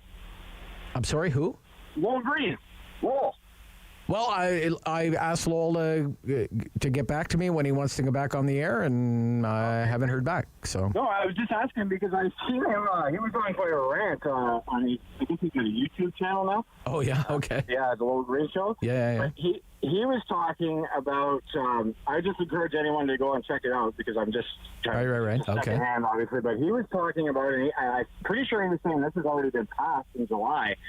About they're going to start charging like toll fees to enter the downtown core, again, I just encourage people to go check it out on their own. Okay. But I was just wondering if you know anything about that. Like, he says it's already a done deal. Yeah, I haven't heard anything about that. Yeah, they usually call them a cordon fee. Yes, I don't know. I was just encouraging you to go check They've it out. studied it in the past. It's been studied in the past. Okay, Kind of like a cover charge, and they do have them in other cities, you know. Okay. So, yeah. Okay, yeah. well, he was on quite a little on his show, so I just... Okay, and plus I'll look into it. You know, David, a few strokes of the mouse there, and David can find it for me. Yeah, But exactly. I haven't heard anything like that, and I come in from outside of the city core, and I don't pay a fee to get into downtown. So Yeah, no, I don't think it's something that has happened yet. I think they have studied it in the past. They've studied in the past having like tolls on the 174, for example, for people coming in from Cumberland or whatever. They've looked at that. Okay. Yeah. Well, anyway, if Yeah. anyone is interested, I encourage you to check it out. Little Green Show on YouTube. Okay, Little Green Show's on YouTube. Okay, all right. Up next, Paul in Ottawa. Paul. Good morning. Yeah, hi, Paul. We're talking about transit and transportation. What do you think would make it easier for people to get around the city? Okay, can I share something before starting that? I would, again, every time I hear the word free, yeah, it bothers me. First of all, they should call it subsidized busing, subsidized transportation. There is nothing free. Okay. I live in the suburbs, and I walk my dog every day, and in every driveway, there's 2 cars, or sometimes 3, and sometimes they're even on the lawn. That shows, without doing consultation or surveys, that people are driving to get around. Right. And if you're driving around in Navan, the new suburbs, Mer Bleu in Orleans, it would be impossible to travel using the bus system. And we're not in Europe. Well, maybe we're not putting enough money into the bus system. Maybe that's what some people would say. Maybe if we drop the fares, people in Navan would use the bus system. No, because to go shopping, you have to drive a few kilometers. It's not like in Europe where you walk down the block and you're able to go and buy your groceries. Right. We're in Canada. Okay. So are you in the East End right now, Paul? Are you in the East End? I am in the East End. Okay, so let's say where you are. If you wanted to take the bus to go to the grocery store, how long would it take you to get the bus to go to the grocery store? Do you even know? I'd say about 40 minutes. 40 minutes, wow. Yeah. And how long a drive is it? Probably 6. 6 minutes, okay, right. Because the buses don't go on side streets. They're Right. only on main roads. I'd have to walk over there. Right. So there's a big inconvenience factor, I guess, right? Yeah. It would make no sense. No sense. Would you do it if it was free? No. You wouldn't even do it if it was free? Why? I'm just asking. Some people think you would if it was free. So. And again, you're using the word free. Well, I'm paying about $7,000 in municipal taxes. Right. Like nothing is free. Nothing's free. Yeah. Okay. And if you're printing out money, we are the one paying, and people don't understand that. And the lobby groups are laughing. They're pushing for more bike pathways and everything. Yeah. And every time I drive, again, once in a while I drive my wife to the hairdresser downtown. And it's chaotic to drive because there are bike lanes everywhere. The lights have special lights for cyclists. Yes, there are those. Yes, there are. Like, you don't want to drive downtown. Oh, man. And now it's not just cyclists. I mean, it's e-scooters and everything else, too, right? Electric bikes and...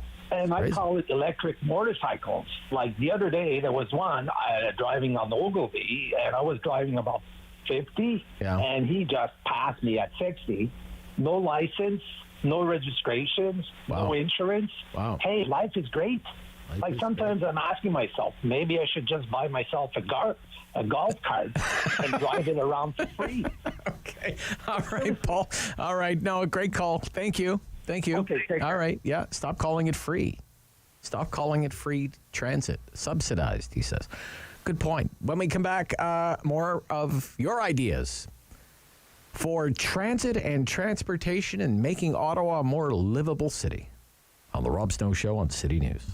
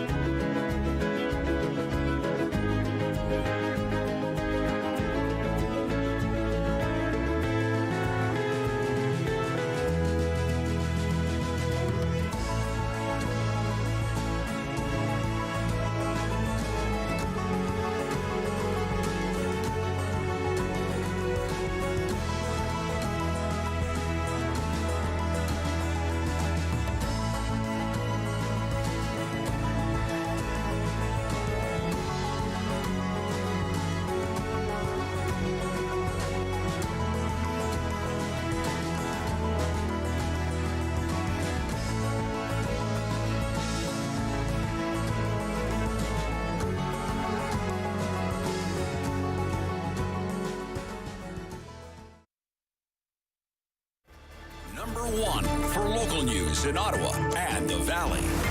This is City News, now on 101.1 FM and 1310 AM.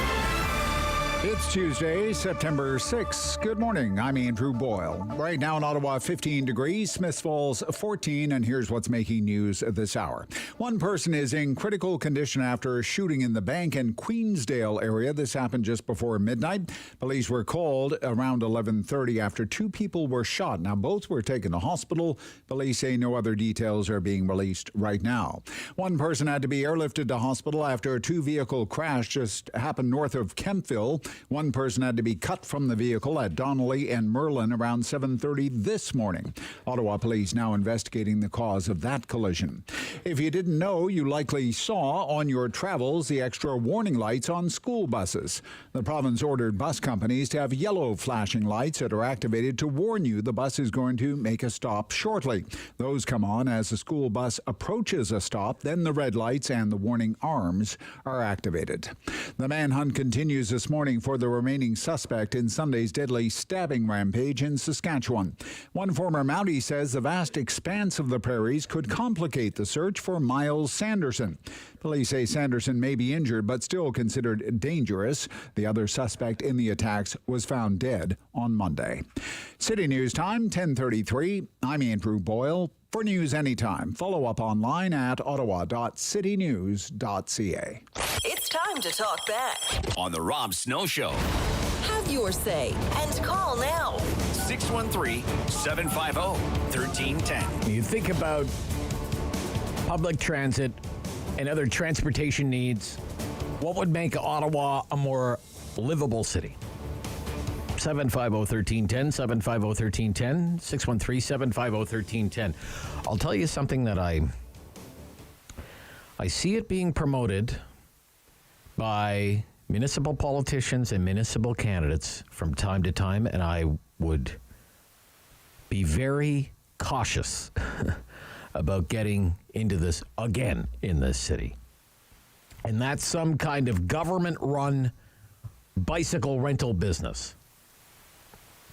That kind of thing has been tried in the past in this city, and it's never worked out very well. Anybody remember Bixie? Do you remember Bixie? You know? Bixie. Government-run bicycle service. We already had companies that rented bicycles to tourists. The first true believer in this was a guy named Gérald Tremblay. He was the mayor of Montreal. He eventually had to resign because of, well, his name kept coming up in the Charbonneau Commission into corruption in Quebec. Envelopes stuffed with cash and all this kind of stuff. There was this idea that Bixie was going to be this smash hit, and it would be so successful that Bixie would sell the idea to other municipalities all over the world. And one of the big buyers that was hoodwinked into this thing was the National Capital Commission here in Ottawa. And the NCC signed up for and owned 250 shiny, new, top-of-the-line, technologically advanced red bicycles, along with 25 solar-powered, software-driven docking stations. They actually called them docking stations. You weren't allowed to call them bicycle racks. They were, no, far too sophisticated for that. They were docking stations. Anyway, it was a not-for-profit company that was ultimately in charge of bringing this Bixie service to the masses. It's bike rentals. Somebody's renting you a bicycle, okay? And in just a few short years, it needed a government bailout. Bailout! And the taxpayers in Montreal bailed it out. Can you imagine? $100 million. $100 million for bicycle rentals. And it defaulted on $50 million worth of loans. Bicycle rentals. They were renting bicycles. The promoters in Montreal managed to convince the city of Toronto to sign on. They were hoodwinked, coughed up more than $5 million. Then it was a big flop in Toronto, multi-million-dollar flop. And the NCC signed on in a big way. It eventually bailed too. Didn't bail it out, but it bailed. And in the end, the whole operation was sold to a company called CycleHop of Miami, Florida. And it operated for a little while as VeloGo in Ottawa. Oh, you remember VeloGo? Yes. And then it couldn't come to an agreement with the NCC on the docking stations. Please don't call them bike racks. They're docking stations, like on Star Trek. So they left town. And then I guess we had the invasion of the e-scooters, and the rest is people tripping all over e-scooters on the sidewalk. But some people are still pushing for this, that we need some kind of government-run bicycle service in this city. I would be wary of that. If somebody says, hey, that's a way to make transportation infrastructure more livable. No, it's not. It's a big, expensive mess. Michael in Canada, you're on City News, Michael. Hi there. Hi. Hi, Michael. Rob. Good to hear from you, Michael. When you think about driving around town, trying to get around town, what would make Ottawa more livable? Well, I just remember my last trip before COVID was in Tokyo, and I was amazed at their system there. There is no congestion, and it's a lot bigger than Ottawa and Tokyo, and it works like a charm. Their bullet train, there are no congestions in Tokyo, and it costs a lot less than the LRT we have here, and it's very efficient, very punctual. So I'd like to see something like that, close to that in Ottawa, and this is getting really ridiculous. All the traffic and all the it doesn't work. And the idea of getting free transit is not to my liking. Like the previous caller said, it's not really free. It's subsidized. Subsidized. Yeah, subsidized. Yeah. But on a bullet train, I'd like the idea of a bullet train too. Where would this bullet train go? Well, it would go the same from Orleans to Canada. Orleans to Canada. Holy cow! Yeah. Yeah. In a matter of minutes. I suspect so. Yeah. Yeah. Yeah. Holy cow! That would be something. Get that thing going through the tunnel. Yeah. Okay. Yes. Yeah, well, if this LRT system can't handle the curves, I don't know if the bullet train could. That's the only thing, Michael. That's true. Right, okay. Without coming off the tracks. Okay, Michael, thank you. Thank you. Have a yeah, good day. Okay, yeah. What is the population of Tokyo? I haven't looked that up. It's one of the most populous cities in the world. It's a lot of people. 14 million. 14 million, right, yeah. Graham in Ottawa. You're on City News. Graham? Hi there. Hi there. Transit and transportation. How do we do it better? Oh my God, how do we do it better? First of all, I've been hearing people that are against bikes and everything. The best cities in the world have the best bike infrastructure. We don't have the best cities in the world. Don't have these giant Walmarts with these huge parking lots to accommodate all these cars. Mm-hmm. So those businesses don't generate as much revenue as businesses do downtown, where they're all compact. And guess what? There's no cars downtown. There shouldn't be. Not in Ottawa. There's too many cars downtown. But like in European countries, it's beautiful. It's beautiful, and Ottawa can definitely do it if we didn't spend millions and millions of dollars on road renewals and all this unnecessary crap. If we had better bike lanes, and better, obviously the transport here sucks. It's because it's not thought out and planned properly. Right. Okay. It's hard to believe it hasn't been thought out, because I'm on my, after this next election, I'll be on my 4th light rail mayor in Ottawa. So there you go. And one of them is the longest serving mayors in the history of Ottawa. Yeah. So we've been doing a lot of thinking about light rail. Yeah, I moved here a few years ago from Prince Edward County, and it's very car centric out there. You need a car to get anywhere. Yeah, but it's pretty car centric here too. Yeah, it's very car centric here too, and it doesn't need to be. If we change the zoning laws that we have for residential buildings, we're limited to just single family homes, and we create these sprawling suburbs that are so far town center that people are alienated from downtown. Yeah, but then we, people try to build up, right? I'm sure you're. I don't know if you're familiar with the. There was a story in the news last week about how they want to get rid of the sixplex downtown to make way for a parking lot. And you would think that was the end of the story, and nobody ever mentions the 300-unit apartment building that's going up next door to the parking lot. Oh, I didn't know about that. But did you say there's a clearing coming for a whole ass parking lot? Well, if you have a 300-unit apartment. Oh, okay, building, yeah, no, right? that's understandable. Yeah, but if it's just it's shifting from everybody needing a car to nobody needing a car because we're trying to hit, our emissions target in the future and everything. Yes.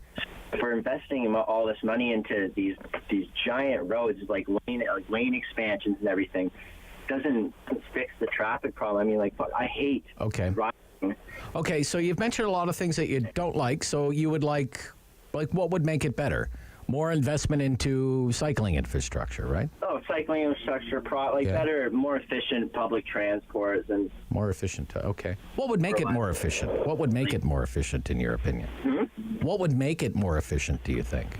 Oh, fuck, I don't know. You have to have those engineers that do it because, in the urban planning that goes into everything. Okay. But, all right, Graham, I got to let you go, man. I got to let you go. You got to watch the language. I know some people forget that they're on the radio, but you see how casually that just slipped out there? Sorry about that. Kevin in the East End. That's the first one this week. Kevin. Morning, Rob. Hi, Kevin. I'd like to talk OC Transport. OC Transport, sure. Go ahead, yeah. I take it every day. Okay, you take it every day. Predominantly routes 15 and 11. Mostly the articulated buses on those roads. Okay, yeah. And I would bet a good 30, that'd be a conservative estimate. People don't pay. They just get on the side. They just get on and doors. Some just even walk right past the bus driver and they're not paying. Wow. Okay. Now, we used to have the fare inspectors. Yes. But I haven't seen one in years. Really? They all drive around in those fancy cars and sit in front of McDonald's and Tim Hortons on Rideau Street. I do see them parked there quite frequently, actually. It's not even like a stereotype that you're propagating there. Yeah. So, maybe OC Transport will be in better shape, but if we could actually get people to pay the fare every month. To pay the fare, yeah. Well, yeah. Yeah. And another point on OC Transport is on the weekends. I mean, the service is it's nothing. You gotta allot extra time because they're just, the buses aren't there. They're just they're not as frequent. Not as frequent, not as reliable. No, and their bread and butter was the public servants going downtown, and that's not coming back anytime soon. Yeah. Yeah, okay. And another point on OC Transport. So given that all of this is happening, what's the solution there? Keeping in mind that nobody's ever been laid off, not even for one day at OC Transpo. Going on 3 years of this now, right? Well, I don't have the solution. But, okay. Another point is going through downtown, they route all the buses down Queen Street. Okay. Now, I don't know if that's to try and push people onto the LRT or whatever, but Queen Street was not built for... I mean, we had Albert and Slater. The STO buses are loving that. And, to all the buses going down Queen Street, and there's parking lots there, and people are coming in and out, and deliveries to all the... It's just... Too congested. Too congested for... Well, the thing I think is the problem is that the people that make the decisions don't use the service. Oh, well, okay. Yeah, there is that. There is a transit challenge underway. Kevin, thank you for your call. There's a transit challenge underway right now I think it's Transit Riders Ottawa are having that for candidates running in the municipal election. Do the transit challenge so you understand what the transit service is like if you're running for municipal council. But we'll kick these and other issues around when we come back. Rob Snow Show, City News.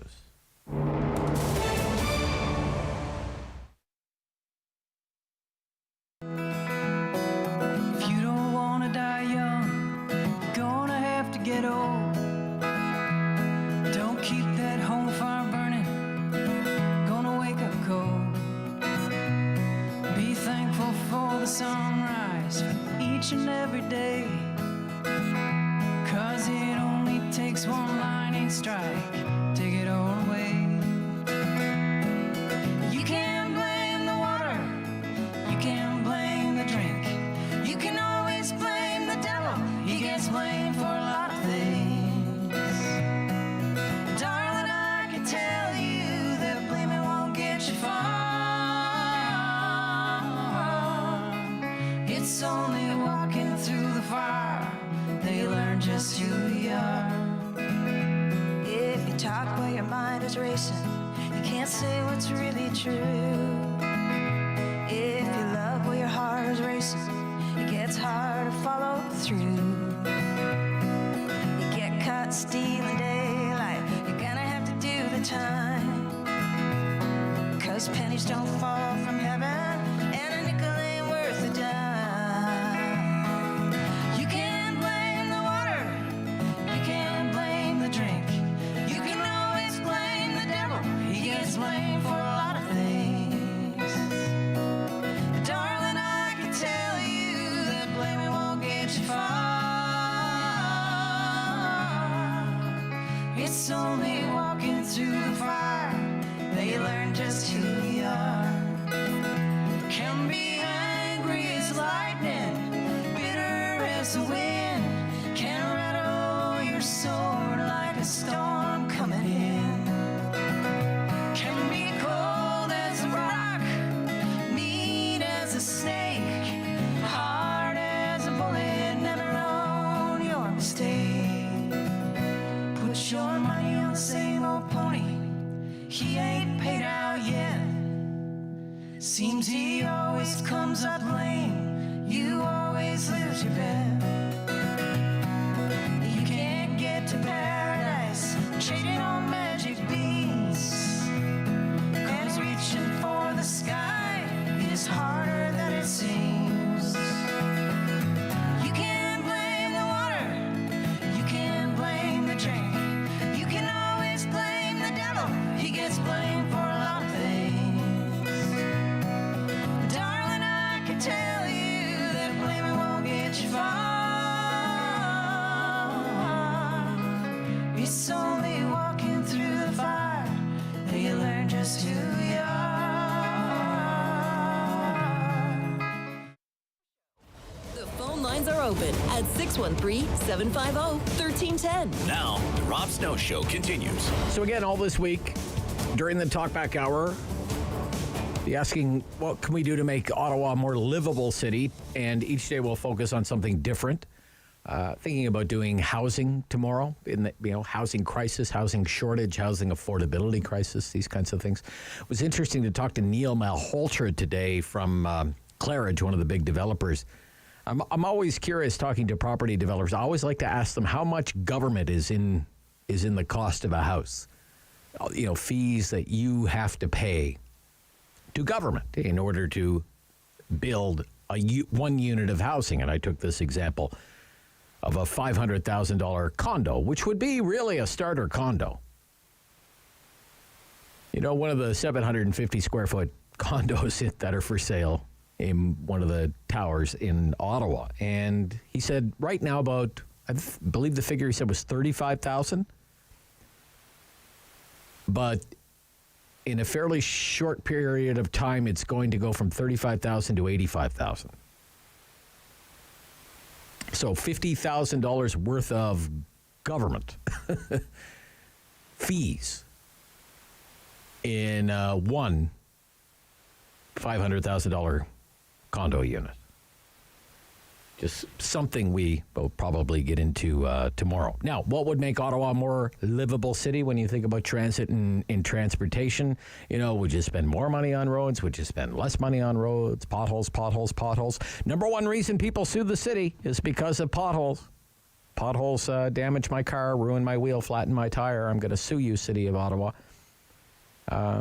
Some groups like Ecology Ottawa, and our previous caller, for example, who used to work used to live in Prince Edward County.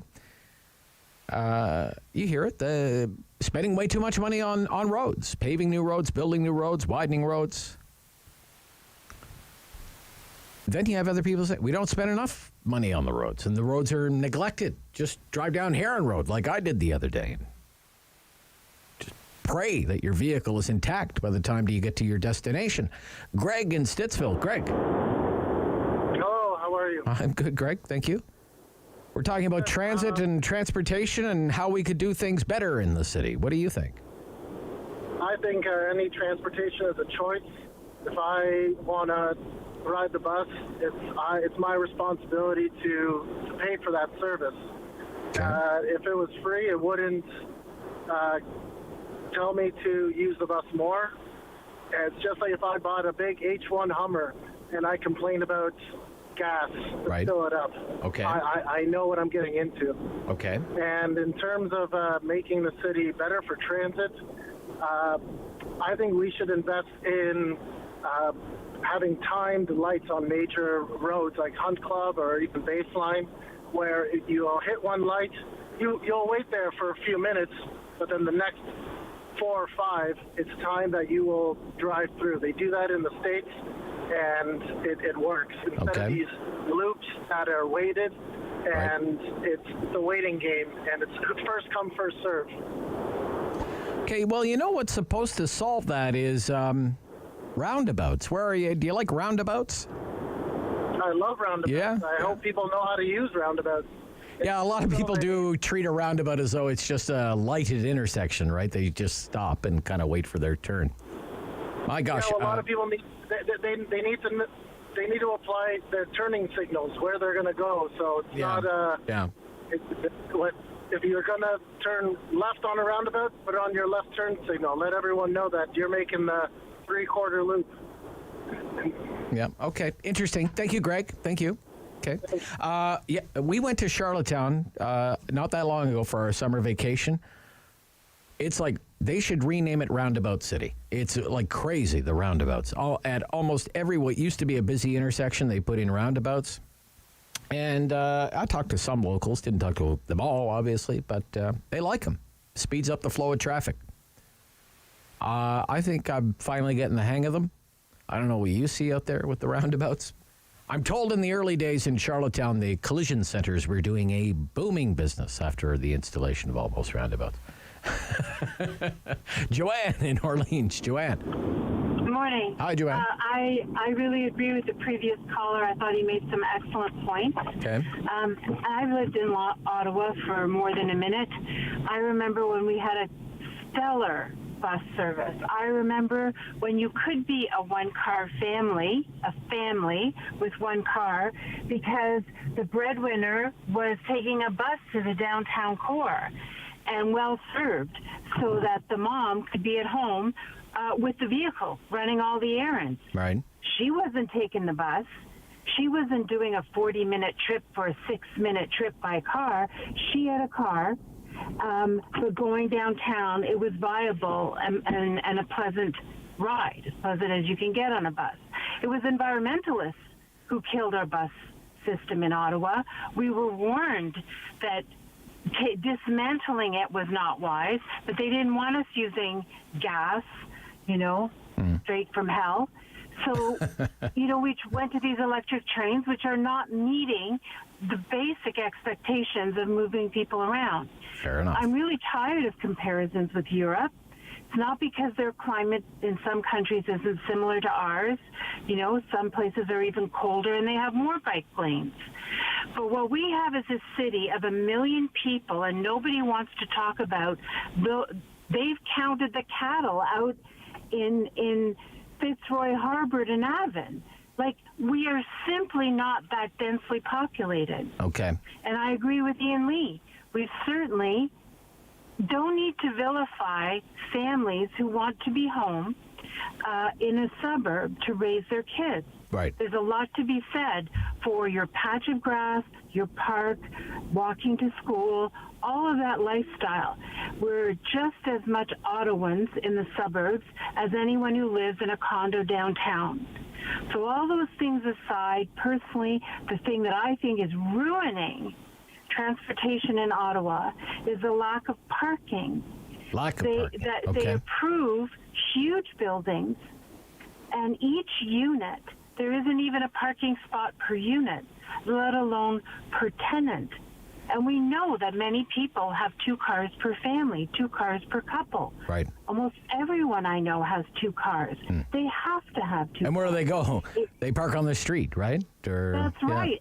And what these approval processes are doing, it's baked in that you're going to ruin a neighborhood by not having enough parking per unit. Okay. And whether it's downtown or now in the suburbs, it's just this delayed nightmare of where are all these cars for snow removal, for the pleasantness of a street, the ability for a family home to have visitors because people from other streets are parking on their street. I mean, it's ridiculous. Okay, gotta go. Approve the high rises, approve the parking they need, and stop with this pie in the sky idea that we don't need cars. We do. Okay. Gotcha. Thank you. Have an opinion next time. Bye-bye. Joanne in Orleans. That's it. That took off as a topic. I hope you're as interested tomorrow when we talk about housing and getting people a roof over their head. This is the Rob Snow Show on City News.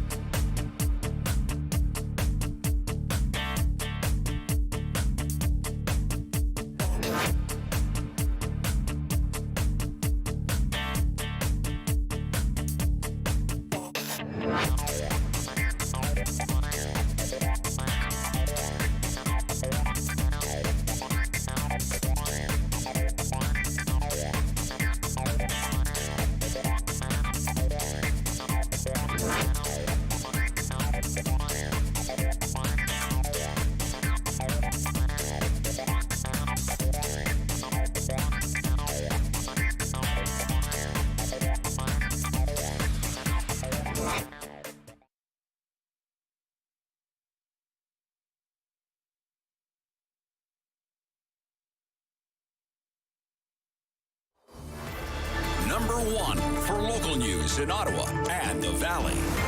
This is City News, now on 101.1 FM and 1310 AM. It's Tuesday, September 6th. Good morning. I'm Andrew Boyle. Right now in Ottawa, 15 degrees, 14 in Smiths Falls. And here's what's making news in Ottawa and the Valley. One person taken to hospital in critical condition after a shooting just before midnight. Police were called to Bank and Queensdale at 11:30. One of the 2 injured taken to hospital with life-threatening injuries, and police have not released any other information. One person also taken to hospital by air ambulance following a serious crash. This happened north of Kempville this morning. Ottawa Fire responded to the scene of a 2-vehicle collision. This was at the intersection of Donnelly Drive and Merlin Wilson Road. That happened about 7:30 this morning. One person trapped in the vehicle when crews arrived and had to be extricated. An Orange Air ambulance did respond to that scene. A major residential construction project by Claridge Homes has now been scrapped. The CFO of that company, Neil Malhotra, tells the Rob Snow Show there are several factors why a proposal that for that building on Somerset West is not going up: rising interest rate, the cost of labor, cost of materials, and the city. we're starting to face more and more cost pressures from the municipalities, and development charges are going up significantly in the next couple of months. Now, Malhotra says what used to be a development charge around 10% will be going up to 25%. City News Time 11:02, and now your forecast. Here's meteorologist Jill Taylor. We'll get into a brisk wind out of the east-northeast, and that'll help to clear things out. And overall, plenty of sunshine today. The high 24 degrees will feel like 29. Tonight, clear and 12. And tomorrow, sunshine, warmer and more humid. 26 will feel like 31. For today, the high 24. Right now, 15 degrees in Ottawa, 14 degrees in Smiths Falls. A former Mountie says the vast open space in Saskatchewan could complicate a manhunt for the remaining suspect to that deadly stabbing rampage on Sunday. Retired RCMP officer says there are a lot of places people can hide in the area around where the killings happen. The comments come as police continue the search for 30-year-old Miles Sanderson. They say he may be injured, but is still considered dangerous. The body of another suspect, 31-year-old Damien Sanderson, was discovered outdoors in a grassy area on the James Smith Cree Nation yesterday. A worrying new report from the Alzheimer's Society of Canada says nearly 1 million people in our country could have dementia by the year 2030. In less than a decade, the Alzheimer's Society of Canada warns there could be this enormous increase in the number of people with dementia in Canada. The report also finds unless measures are taken to reduce the risks and delay the onset of the condition, close to 1.4 billion caregiver hours, the equivalent of more than 690,000 full-time jobs, will be required to support the 1.7 million Canadians who have dementia by 2050. The chief research officer says this amount of growth is not inevitable, that by investing in addressing the risk factors that improve brain health, these numbers can come down. And those factors include lack of education, hearing loss, social isolation, physical inactivity, and air pollution. Jamie Pulfer, City News. City News Time 11:04. A brutal heat wave in California continues to blanket that state. Temperatures reaching well above 40, at least 44 degrees. U.S. National Weather Service meteorologist Andrew Rourke says the past 4 days there have been record temperatures. Paso Robles hit 112 degrees, which broke the old record. 2 days ago, we broke records with 106 degrees, 109 degrees, 101 degrees, and beating the world previous records by 4 to 6 degrees, which is pretty unusual. Now, the extreme heat is particularly tough on firefighters battling 14 large fires around the state of California. I'm Andrew Boyle for News Anytime. Follow up online at ottawa.citynews.ca. Firm. Fair. Fun. The Rob Snow Show returns On Rogers TV and City News 101.1 FM. and 1310 a.m. Well, he's my friend on the right side of things, syndicated columnist, former speechwriter for Stephen Harper. Michael Taube, back with us on the Rob Snow Show here on City News. Good morning. Hey, Rob, how are you? I'm good. I hope you had a great long weekend. I did. Hope you did, too. Yes, we did. I should ask you about the breaking news. We have breaking news this morning in federal politics. Candice Bergen will not be seeking re-election. Announced that this morning. The quote, the past 7 months serving as leader of the opposition has been incredibly gratifying and rewarding. Okay. Optimistic about the future of the party and will be fully supporting the new leader that is expected to be announced on September 10th. Took on the interim role after former Conservative leader Aaron O'Toole was removed from the position in a vote by his own MPs. 14-year career as a member of Parliament from Manitoba. Any initial thoughts upon hearing that, Michael Taube? Yeah, I had been out this morning, so actually you'll get an instant reply because I really haven't thought about this very much. I'm not extremely surprised, just because, as you correctly said, Candice has been in politics a long, long time, and this is about the peak that she could reach. And again, it depends. A lot of conservatives expressed some disappointment with the way she handled things, but there were a lot of conservatives, including myself, who actually liked the way she handled things overall and was able to steady the ship during a difficult period of time when the party booted out Aaron O'Toole, and not that there was obviously going to be a split in the party or the movement at that point, or hopefully at any point, but you still needed to have an interim leader come into place who could create, basically rudder the ship back in a particular direction, whatever that direction may be, that matched what the party caucus wants. Being an interim leader is not a very easy position. I don't know if you've ever spoken directly with Rona Ambrose, who was a former interim leader of the Conservative Party and did an admirable job in that role. It's not an easy position because you know that your days are numbered no matter what. And whatever you put forward as an idea, a policy, or just a reaction to a news story, yes, it's important for that moment. But in the grand scheme of things, it's the permanent leader whose role or whose point of view or whose comments will obviously take precedent. Even if it's just the interim leader saying something, a permanent leader could obviously shift gears and move in a different direction. But regardless, I'm surprised that she did it a few days before the leadership vote. I would have just timed it at the same time, roughly. But I think on the other hand, maybe she just wanted to do it to ensure that there was just a clean break, that when the next leader of the party is announced, I'm sure we'll talk about that, that she is basically, she has done her role, she's done her duty, she's set, she goes back into the caucus for a little bit, and she moves on with her life, And I think she deserves a lot of credit. Again, as I said, not to be a broken record, it's a very difficult role being an interim leader, especially during a period of time when you don't know who the next leader is going to be, and there are moments of indecision. So it's interesting, it's unexpected, but good for her. She had a good run, and she deserves a lot of credit for what she did. Yeah, I wouldn't disagree with anything you said, Michael Taube. I think she did just about everything anyone would want an interim leader to do, an opposition leader. Kept the caucus together, kept the attacks sharp on the government of the day, and ran a steady ship. Well, I don't know what more you could want. There were some leaks to the media about how much she was, spending on towels and blankets and that kind of stuff But that's nonsense. That always shows up. There's nothing you can do with that. And I don't, and it's not like I don't think she would be the one out shopping for them either. I think that would be the people responsible for running the official residences. I hope so. Yeah, for sure. Yeah. So anyway, there's a lot of monkey business going on about stuff like that at the time. So yeah. All right.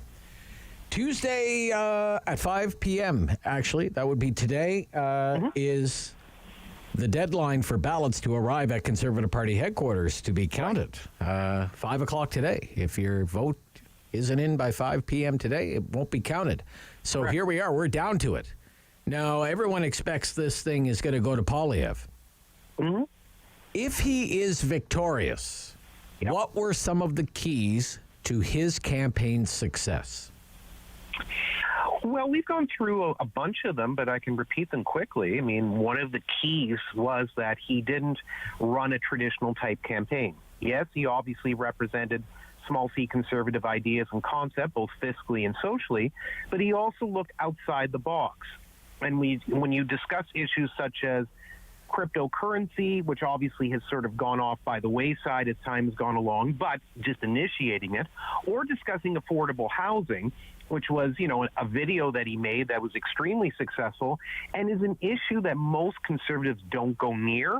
I think that was pretty gutsy in his point, and it was a good power play overall. He actually succeeded with it because it encouraged a lot of people to think about his campaign, think about his leadership, and to consider him as not only a viable option for the Conservative Party leadership, but also as Prime Minister.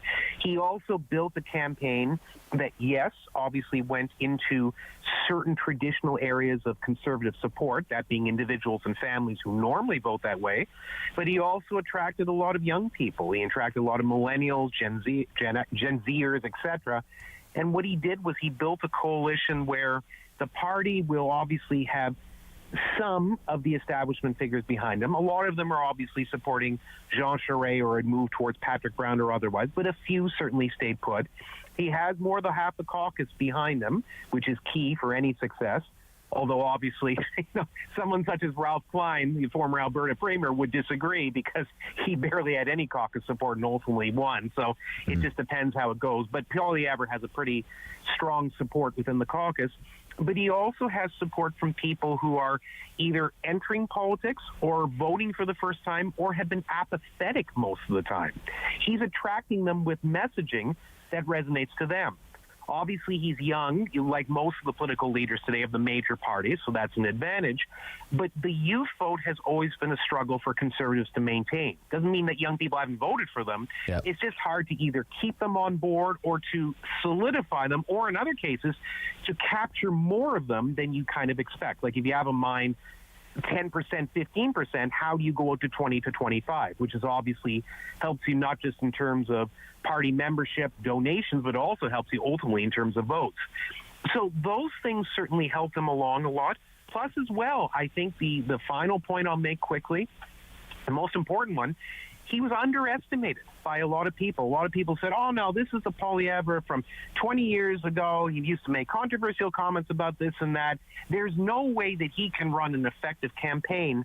And this has been a mistake that a lot of traditional Tories, you know, I've been around long enough to know both sides. Yeah. A lot of traditional Tories make this mistake, Rob, that they believe that there is only one type of candidate who can be the leader, in this case, of the Conservative Party. That is absolute nonsense. He has disproved this easily, and based on the way the numbers look right now, plus the number of people who are ultimately going to vote, I saw about 51% of the 650,000 already signed up. We'll say it goes up a little bit more, obviously, by the end of tomorrow.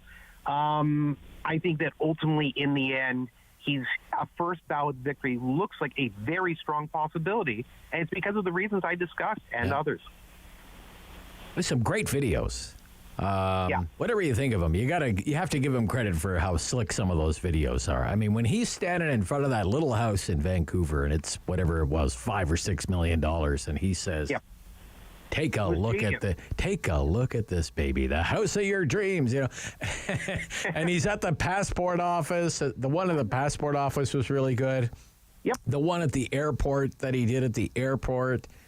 I mean, right on top of the, like, really on top of the issues that are in the news, you know, you couldn't run a better campaign with a guy who really understands communications or comms and PR, public relations. Yeah. He's the best. Now, the trick is going to be, he has to turn that into votes, you know, because, you know, during the last election, I was doing interviews with people who you know, thought Jagmeet Singh was the greatest TikToker ever. And, you know, sure, he was getting lots of action on TikTok for his TikTok videos. It didn't really help him at the ballot box on election time. So, and just because a video of Poilievre's gets 500,000 views doesn't mean everybody likes it.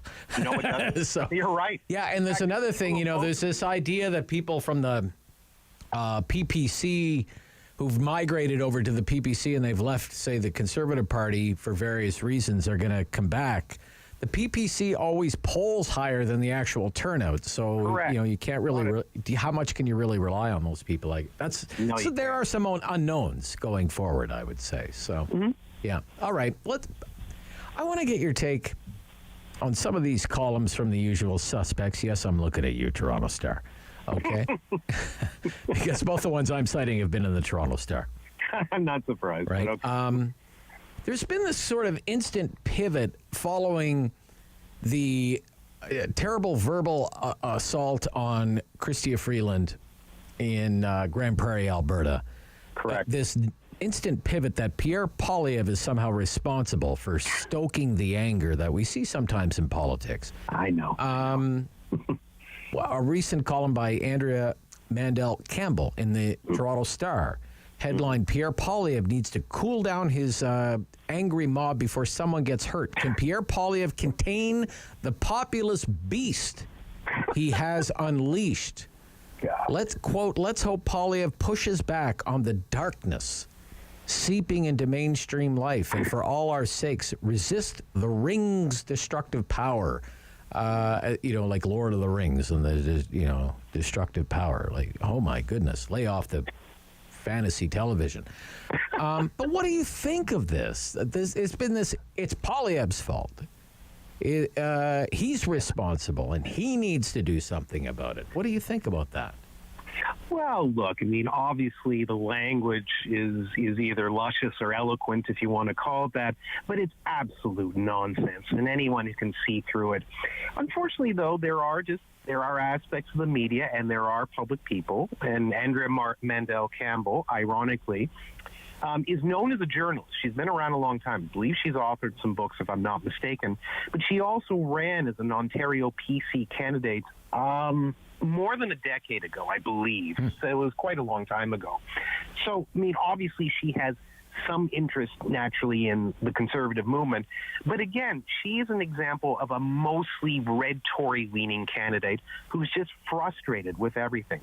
Frustrated by the fact that everything they basically threw against Poilievre did not stick at all. Because one, as I said before, Poilievre is underrated. He was underestimated. People thought he'd be an easy target. He's not easy pickings. He really is not. He is an experienced politico who's been around for almost 20 years. And yes, he's younger than a lot of people. He's 10 years younger than me, but he certainly has ingratiated himself into understanding how to run a good campaign, how to sell a political message, and how to sell himself politically, to the point that he built a strong team. He has strong people behind him, intelligent, capable people who are battle ready. They've worked in a lot of campaigns. They know how to push back against people. But then, unfortunately, you get Andrea Mandel Campbell, as I said, a mostly red Tory leaning candidate who's frustrated like other red Tories who are primarily supporting Jean Charest, although some obviously supported Patrick Brown when he was running. And they sort of see that any hope that they have, is going to fade away once again, not accepting or recognizing, and I've discussed this with you, and I've discussed it with others, that the Conservative Party changed, not under Poilievre's campaign. It hasn't been days, months, weeks, even years. It's been decades since it was like that. Decades. Since the days of Brian Mulroney, the party has been shifting. I mean, sure, under my old friend and boss, Stephen Harper, it shifted quite a bit. I'm not going to deny that. But the change in terms of blue Tories or right-leaning Tories taking precedence and taking control of the party has been going on for a long time. The fact that the red Tories either didn't want to accept it, ignored it, or thought it was nonsense and that they could get rid of it, well, they had another thing coming. Everyone warned them for many, many years, and they haven't learned, and they're going to pay for it very badly on this one. And I think they realize it, and they don't know what to do. They're also not giving Poilievre a chance as well, which I think to Mandel Campbell and others like her, that's the biggest mistake at all. To already close the door or narrow your mind in terms of a leadership candidate who ran something differently than you, but could ultimately surprise a lot of Canadians, or could obviously not necessarily change his tune, but accommodate certain things as new issues come up, new ideas pop up, mild adjustments to policies, mild adjustments to political messaging. Nothing major that they want, but enough that obviously you can get more Canadians behind your campaign. What we're seeing in the Toronto Star by, Bob Hepburn, who obviously is a regular columnist there, Mandel Campbell, who just wrote an op-ed, and others, on the left or on quote-unquote the moderate right, whatever that exactly is or entails, they're the ones who are very critical of it. In the end, ultimately, Rob, what really has happened is, the messaging sounds nice, the attack ads sound interesting, people buy into this media narrative that there's this whole war and crusade going on. Pierre Poilievre didn't cause all these problems. He had nothing to do with them. And it's nice to say that the messaging had something to do with it, or his language, or the unfortunate chance meetings he had with people. Every political leader gets into a bad situation, Rob. It happens all the time. You really think Pierre Poilievre is the first one this has ever happened to? Really? Read a textbook. Go back into the archives. It's nuts to listen to. And no, he isn't behind it. None of us are, and none of his team are, and no columnist who's writing that things are changing in conservatism is leading the change. There are certain things. Politics is evergreen. This is what's happening. This is what makes sense. And like it or not, Poilievre has tapped into a political message, not people, groups, message that is resonating with a lot of Canadians from all different walks of life. Okay. Let's talk about UK politics, okay?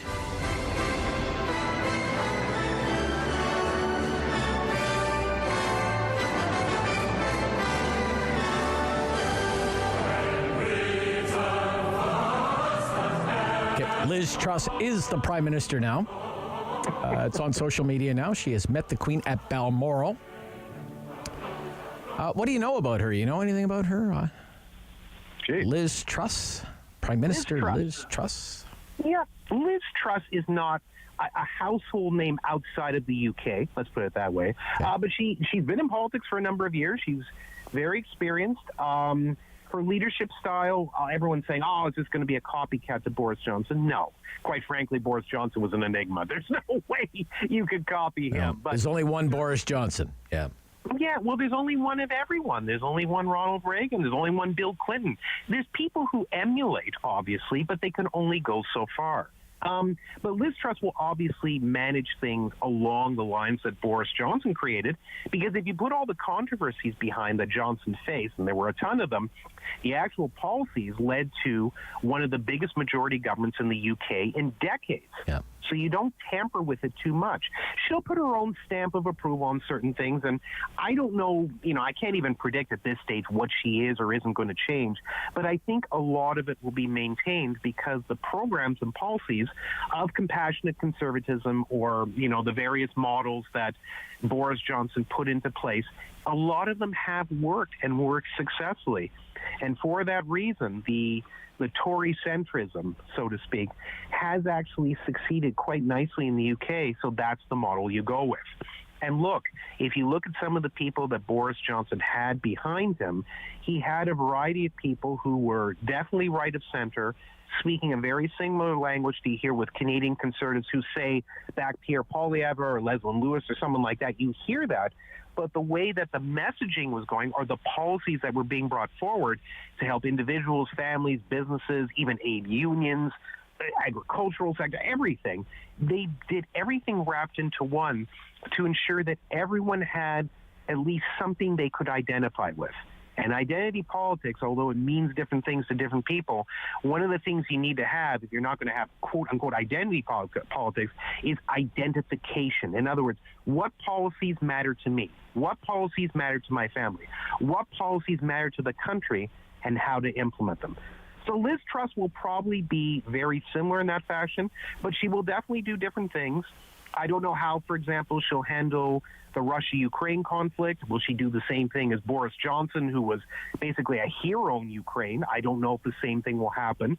But she's a very intelligent, capable, and talented individual. I see no reason why she wouldn't be a successful prime minister. The whole key is going to be the lack of success in terms of a public profile, and in the leadership level. Will that hurt her in the end? I hope not, but we'll soon see. I'll make you a bold prediction. Okay. Boris is going to make a comeback. I have not heard or seen the last of Boris Johnson. No. I would not be surprised if he's going to be a backbench MP. Yep.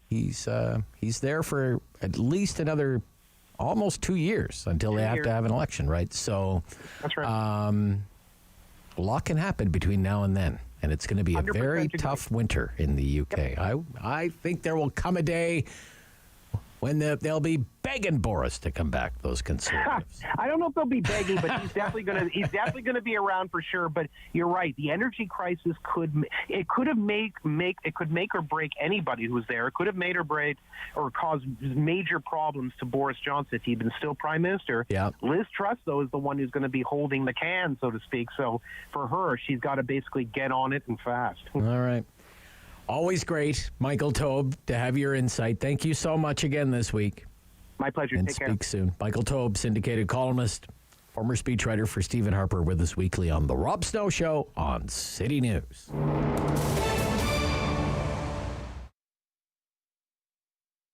Well, Big Brothers, Big Sisters, we've been in the city for over 50 years, supporting youth between the ages of 6 and 24 and providing these amazing relationships, these amazing mentoring relationships to them. And, what I've seen, I've been with the organization 10 years, and in my 10 years, I've seen some transformational life-changing relationships that, youth that have been meeting with their mentors from the age of 6, who go on to be meeting with them until they're 18 plus, who are now, some of them are graduating from university, some are going to their mentors' weddings, being part of the family and being there when they have additional siblings, etc. So it's just an amazing thing to watch, that it's life-changing and life-lasting. Yeah, and you're always looking for new initiatives. I think most organizations are, and even pre-pandemic, always looking at something new and interesting, ways to raise funds, raise awareness. And you have a new one called Thrive. Tell us about it. Right. So Thrive actually started as our Clothes for Kids' Sake program. In 2016, we were trying to find new ways to raise dollars to support our mentoring programs. And we started off with some clothing bins in 2016, and then partnered with the Ottawa Catholic School Board, in which they allowed us to put new bins across the city. And so we've been collecting clothes since 2016, and we're just over the £1 million mark of how many clothes we've actually collected. Wow. And amazing. An amazing partnership with the Catholic School Board. And that was phase one. And we collect gently used clothing. We don't collect anything else. Right. In phase two, we really wanted to collect, we wanted to move into potentially a retail location. And in 2020, obviously things didn't happen. COVID occurred. Mm-hmm. So we weren't able to open up a store, but we opened up a thrift store. And Thrive Thrift Select is where you can go and buy gently used clothing online. And we have items for young people, items for adults, items for infants, and we ship Canada Post, or you can come and pick it up at our location right now at Confederation High School in Ottawa, which is where our offices are. But really the goal is we're doing two things, right? We are providing support to our youth in Ottawa, because the dollars we raise come right back into our programs, to our mentoring programs. And the second piece is we're helping the environment. Keeping £1 million of clothes out of landfills has been really significant. And also being able to bring these dollars back in to be able to create our mentoring programs and provide these opportunities for our youth. 1, 2, 1, 2, 1, 2, 3.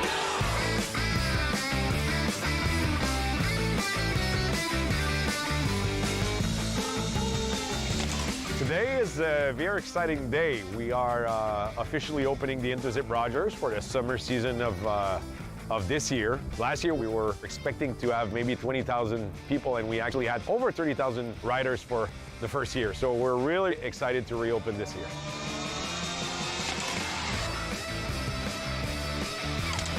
That was epic and scary!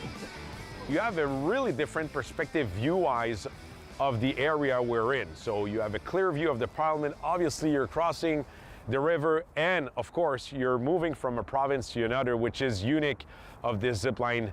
It doesn't exist anywhere else in the world.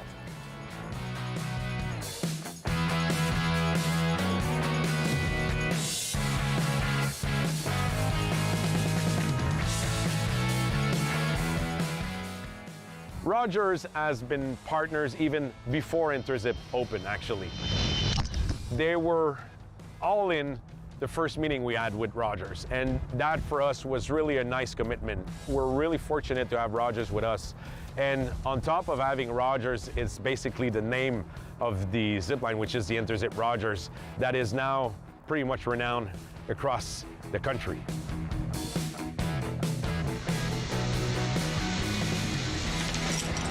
Rogers Interzip is a great activity for people who live in or visit the National Capital Region. Get out and have an opportunity to zip across the Ottawa River between Ottawa and Outaouais.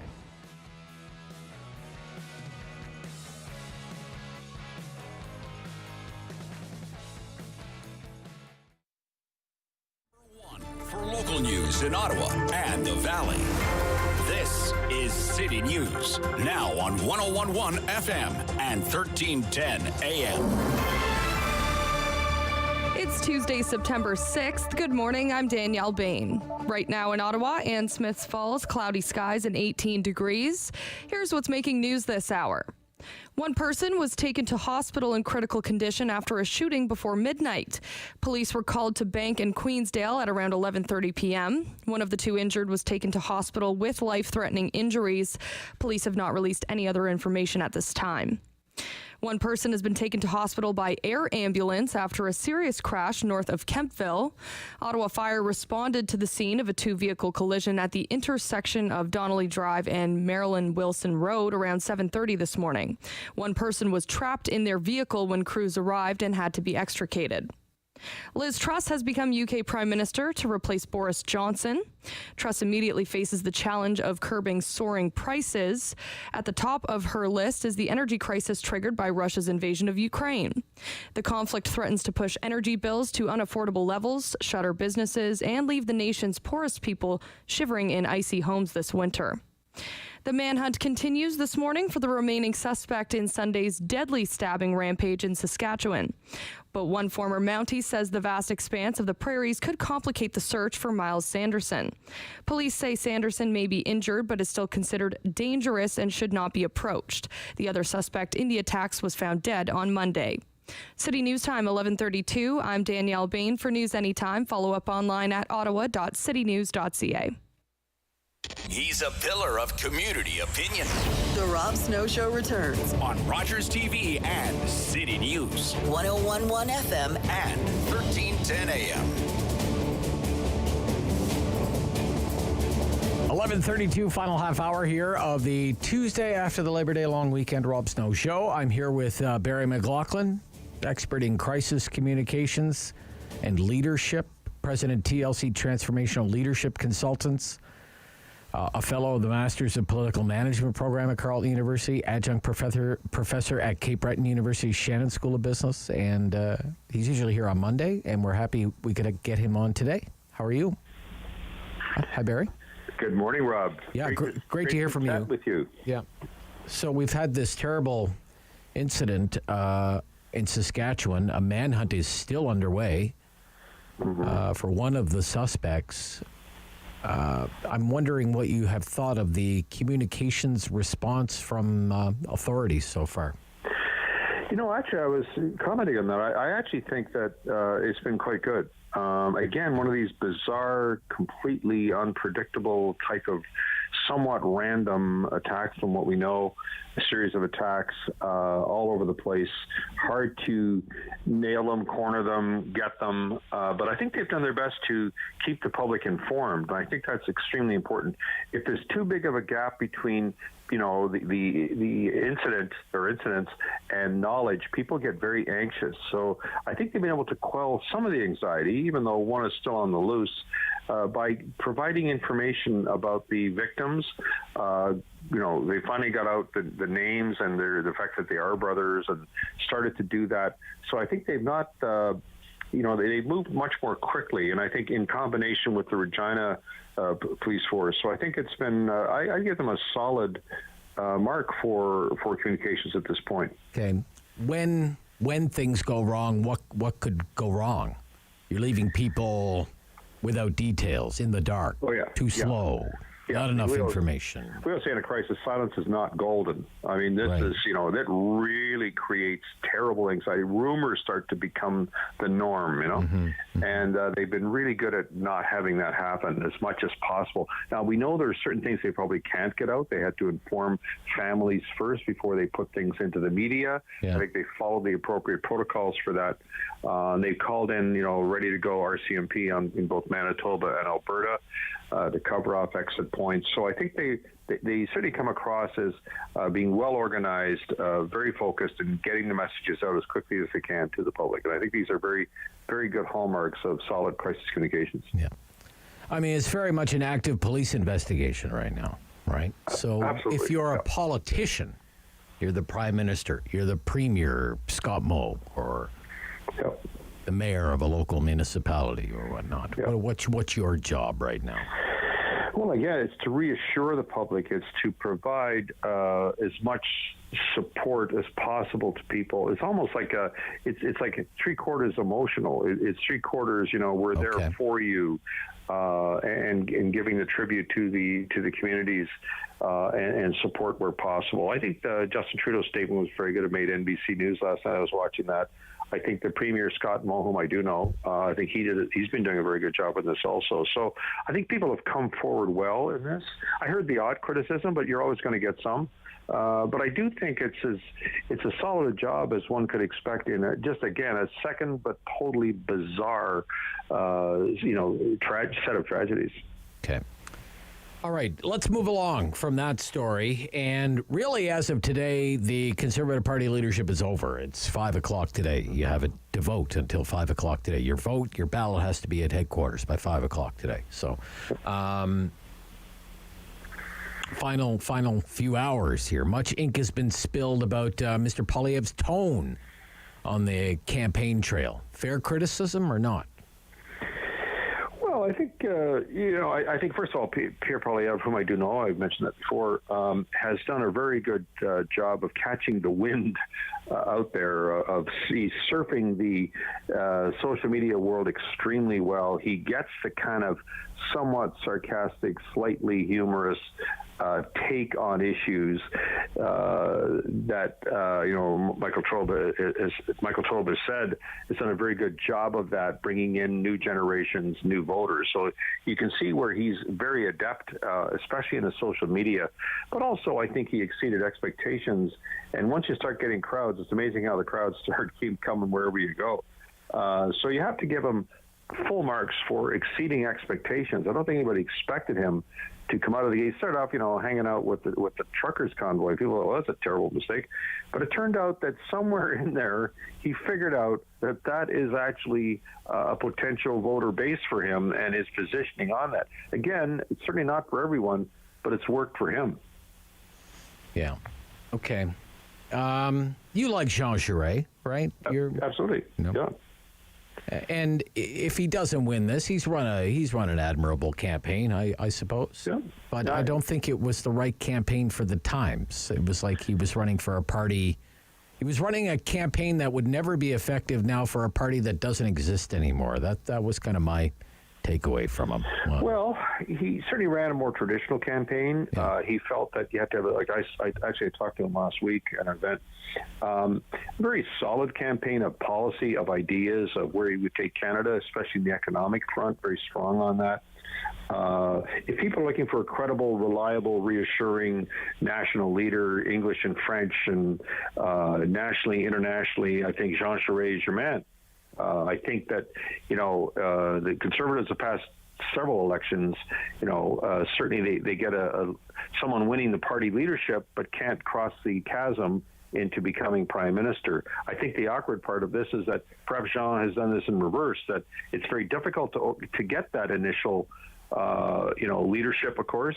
But I think people do see him as a real solid prime minister that could go absolutely toe-to-toe with Justin Trudeau.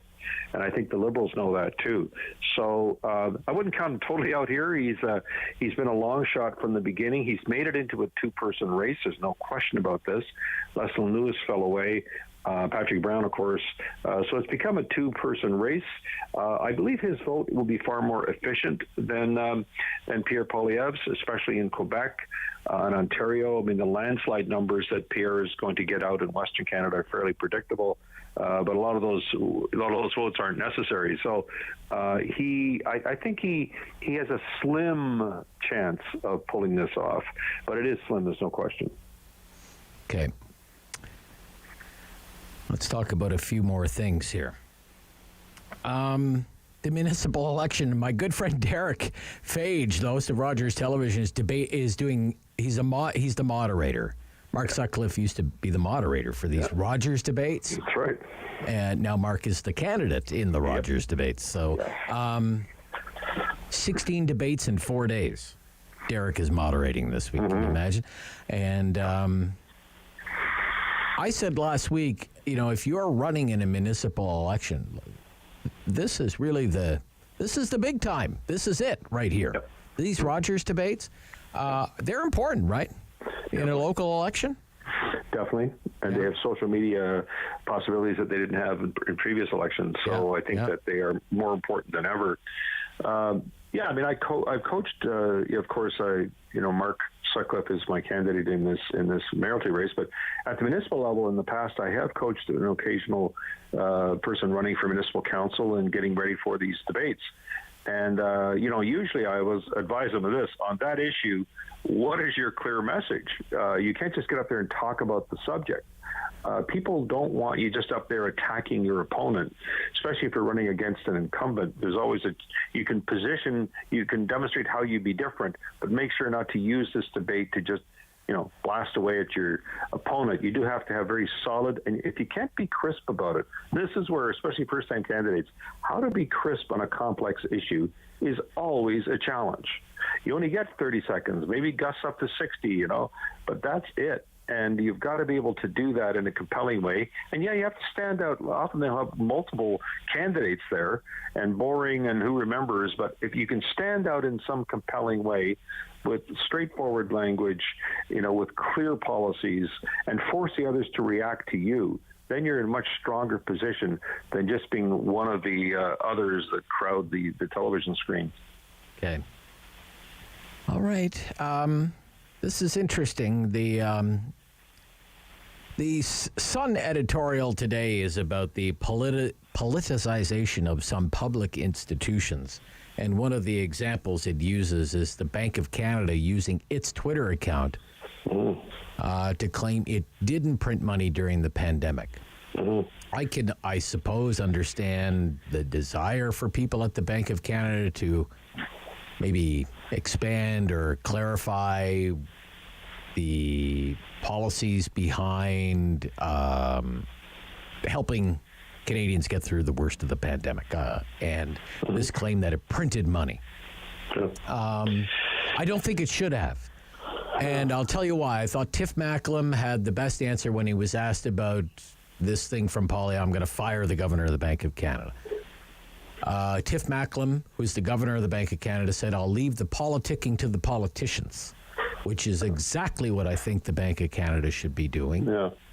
It should not be using its Twitter account for what is obvious to me, and I think to most people, to be a shot at a political candidate, Pierre Poilievre. What do you think? Am I off base here, or what? Well, it's highly unusual. There's no question about that. Mind you, we haven't had a huge record of, agencies of government, having that kind of a presence and that kind of a take in social media. I'll give them one credit. I mean, they're somewhat independent by definition. They are not just a department of government. They have to maintain their independence. I think they obviously felt our integrity, reputation, and everything of what we stand for is under a concerted attack, and we've gone silent. So clearly a decision was taken to try not to sound political, but to push back on, were we out there printing money? And I actually watched, I read I think they did a series of 6 of these just to kind of break it out. I wouldn't recommend it as an ongoing thing. I get their, this is going to become more and more relevant when we get into issues of COVID-19 and so on. And how do you break through the kinds of misinformation and disinformation that tend to get out there? Should government agencies have a profile that says, well, just to set the record straight? We did that for a strategy for a major American bank, and it was the first time it was done where, they were getting smashed on social media, claiming all kinds of things, falsehoods about them raising this fee and that fee, and it wasn't true. Yeah. So they decided to do an independent, just to set the record straight on that, to clarify. There's been a number of comments, and they did that, and it turned out to work because people said, well, if it isn't true, why didn't you tell us it isn't true? And I think there is a certain thing about that today. The world has changed somewhat. They don't think silence, goes back to our first conversation here. Silence ain't golden. Silence doesn't mean, oh, you're rising above it. Silence kind of means that somehow, it must be true. Otherwise, you would have told us it isn't. So that's changed also. Okay. All right, Barry McLoughlin, interesting discussion this week. As always, a shortened week, and I thank you for it. We'll speak soon. And next week, we will know who the leader of the Conservative Party is when we speak. So we'll have much to discuss then. Barry McLoughlin, Transformational Leadership Consultant. It's 11:45. David Sali from the Ottawa Business Journal on a day when shares in Shopify have hit a new 52-week low. That's coming right up on the Rob Snow Show on City News.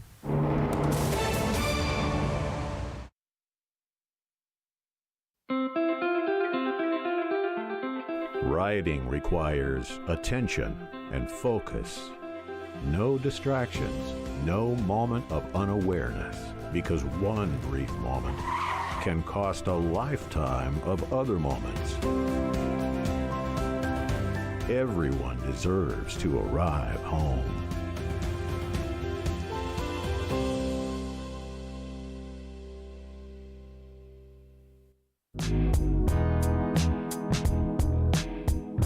The Maritime provinces are home to some of the oldest settlements in Canadian history. But did you know that one of the first was actually started by Black settlers? Take a minute to learn about the rise and untimely fall of Africville. Black people have lived in Nova Scotia since before the founding of Halifax in 1749, but it wasn't until after the American Revolution in the late 1700s and early 1800s that large groups of Black settlers began to arrive in the province, many of whom were former slaves promised freedom and land in Nova Scotia. What they encountered when they arrived, however, was racist treatment by their white neighbors and government officials. This pushed many Black people to build homes on the outskirts of town instead.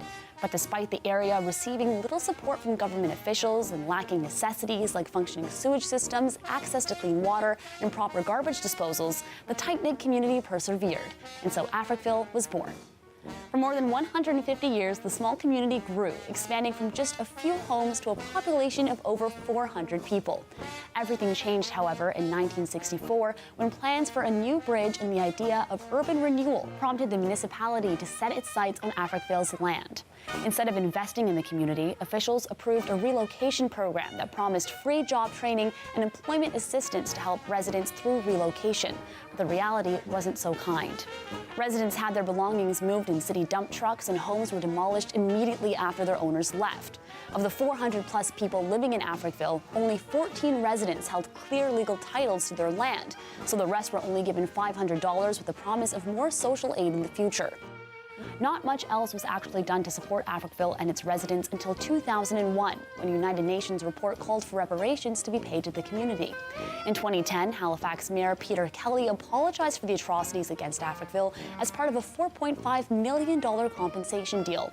In 2021, Councillor Lindell Smith put forward a 7-part motion to plan for the future of Africville alongside local organizations and the descendants of former residents. Today, there's a public park and museum where Africville once stood to teach visitors about the history of the land and its community. If you've never heard of Africville, you're not alone. The tragic story of this small Black community in Nova Scotia is not as well known as it should be. He's the opinionated Ottawa icon. The Rob Snow Show returns on Rogers TV and City News. 101.1 FM and 1310 AM. David Sali is with us from the Ottawa Business Journal. Good morning.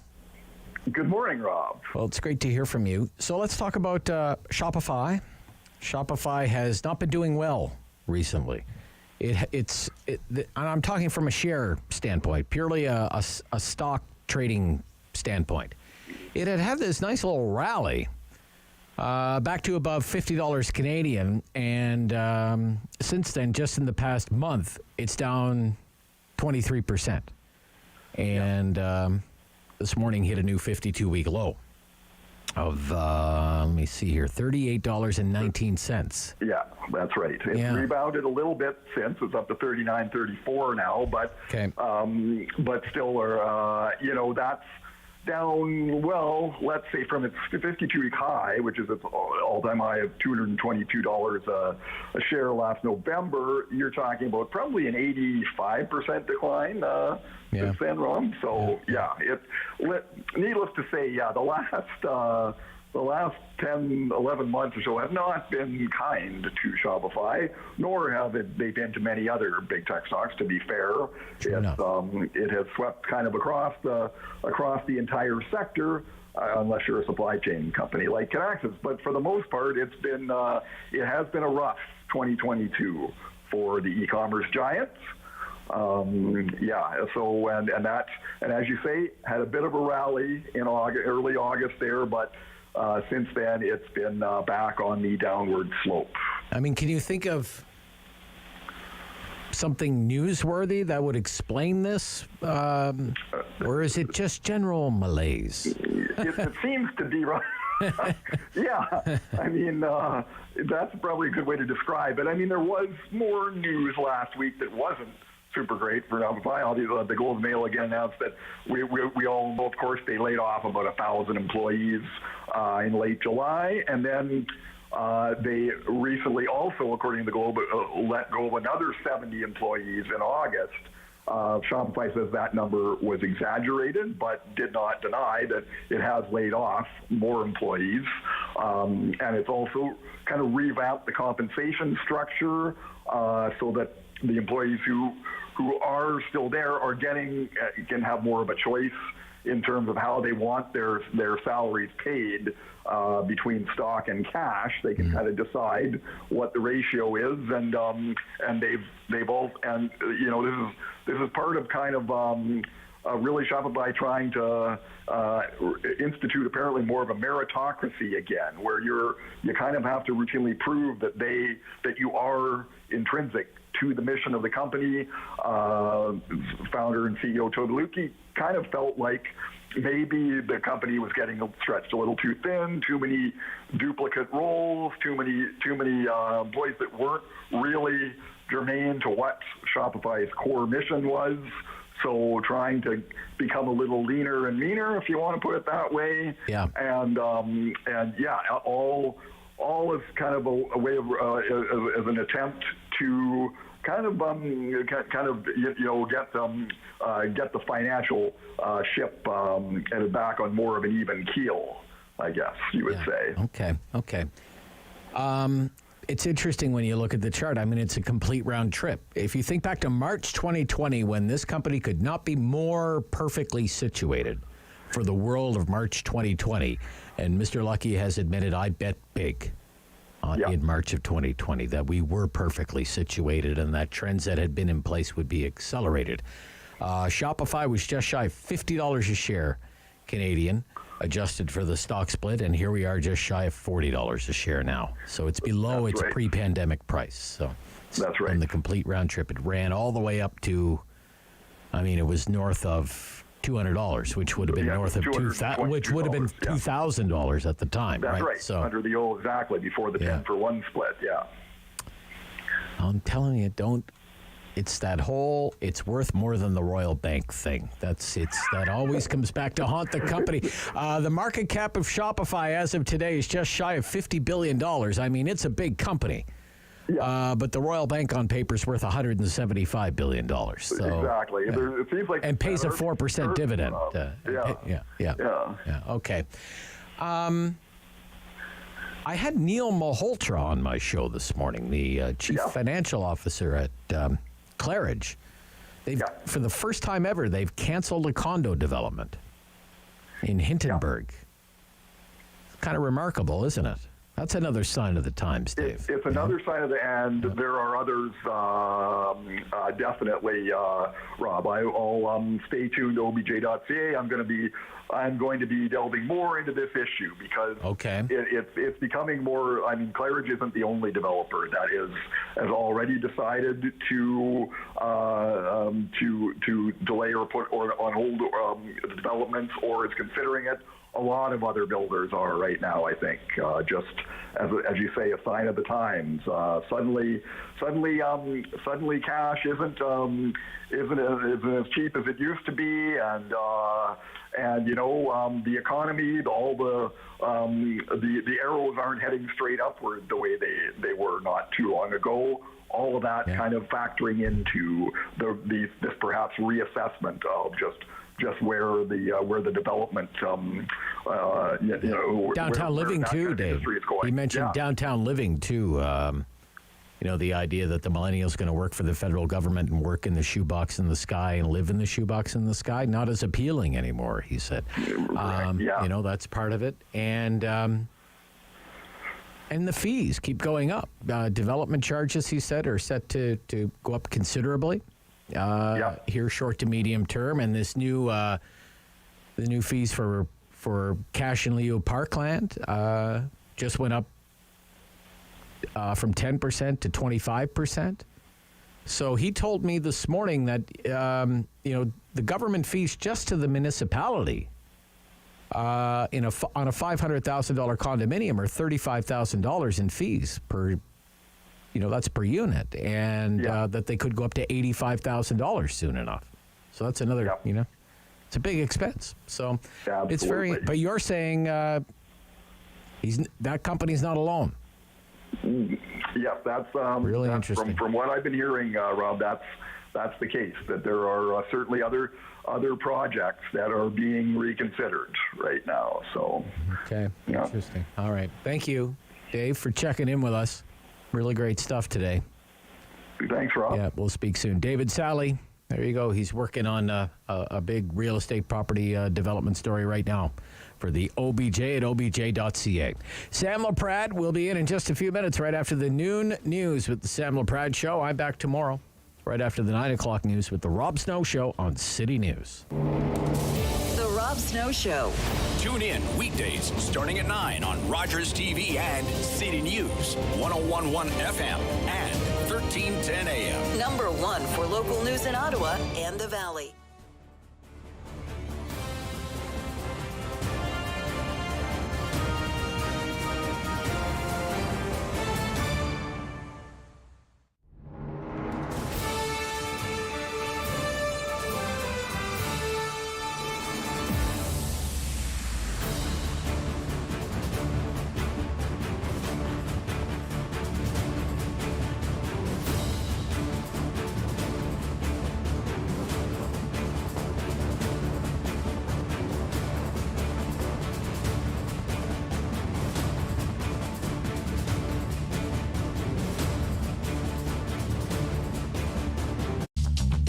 This program is brought to you by Ignite TV.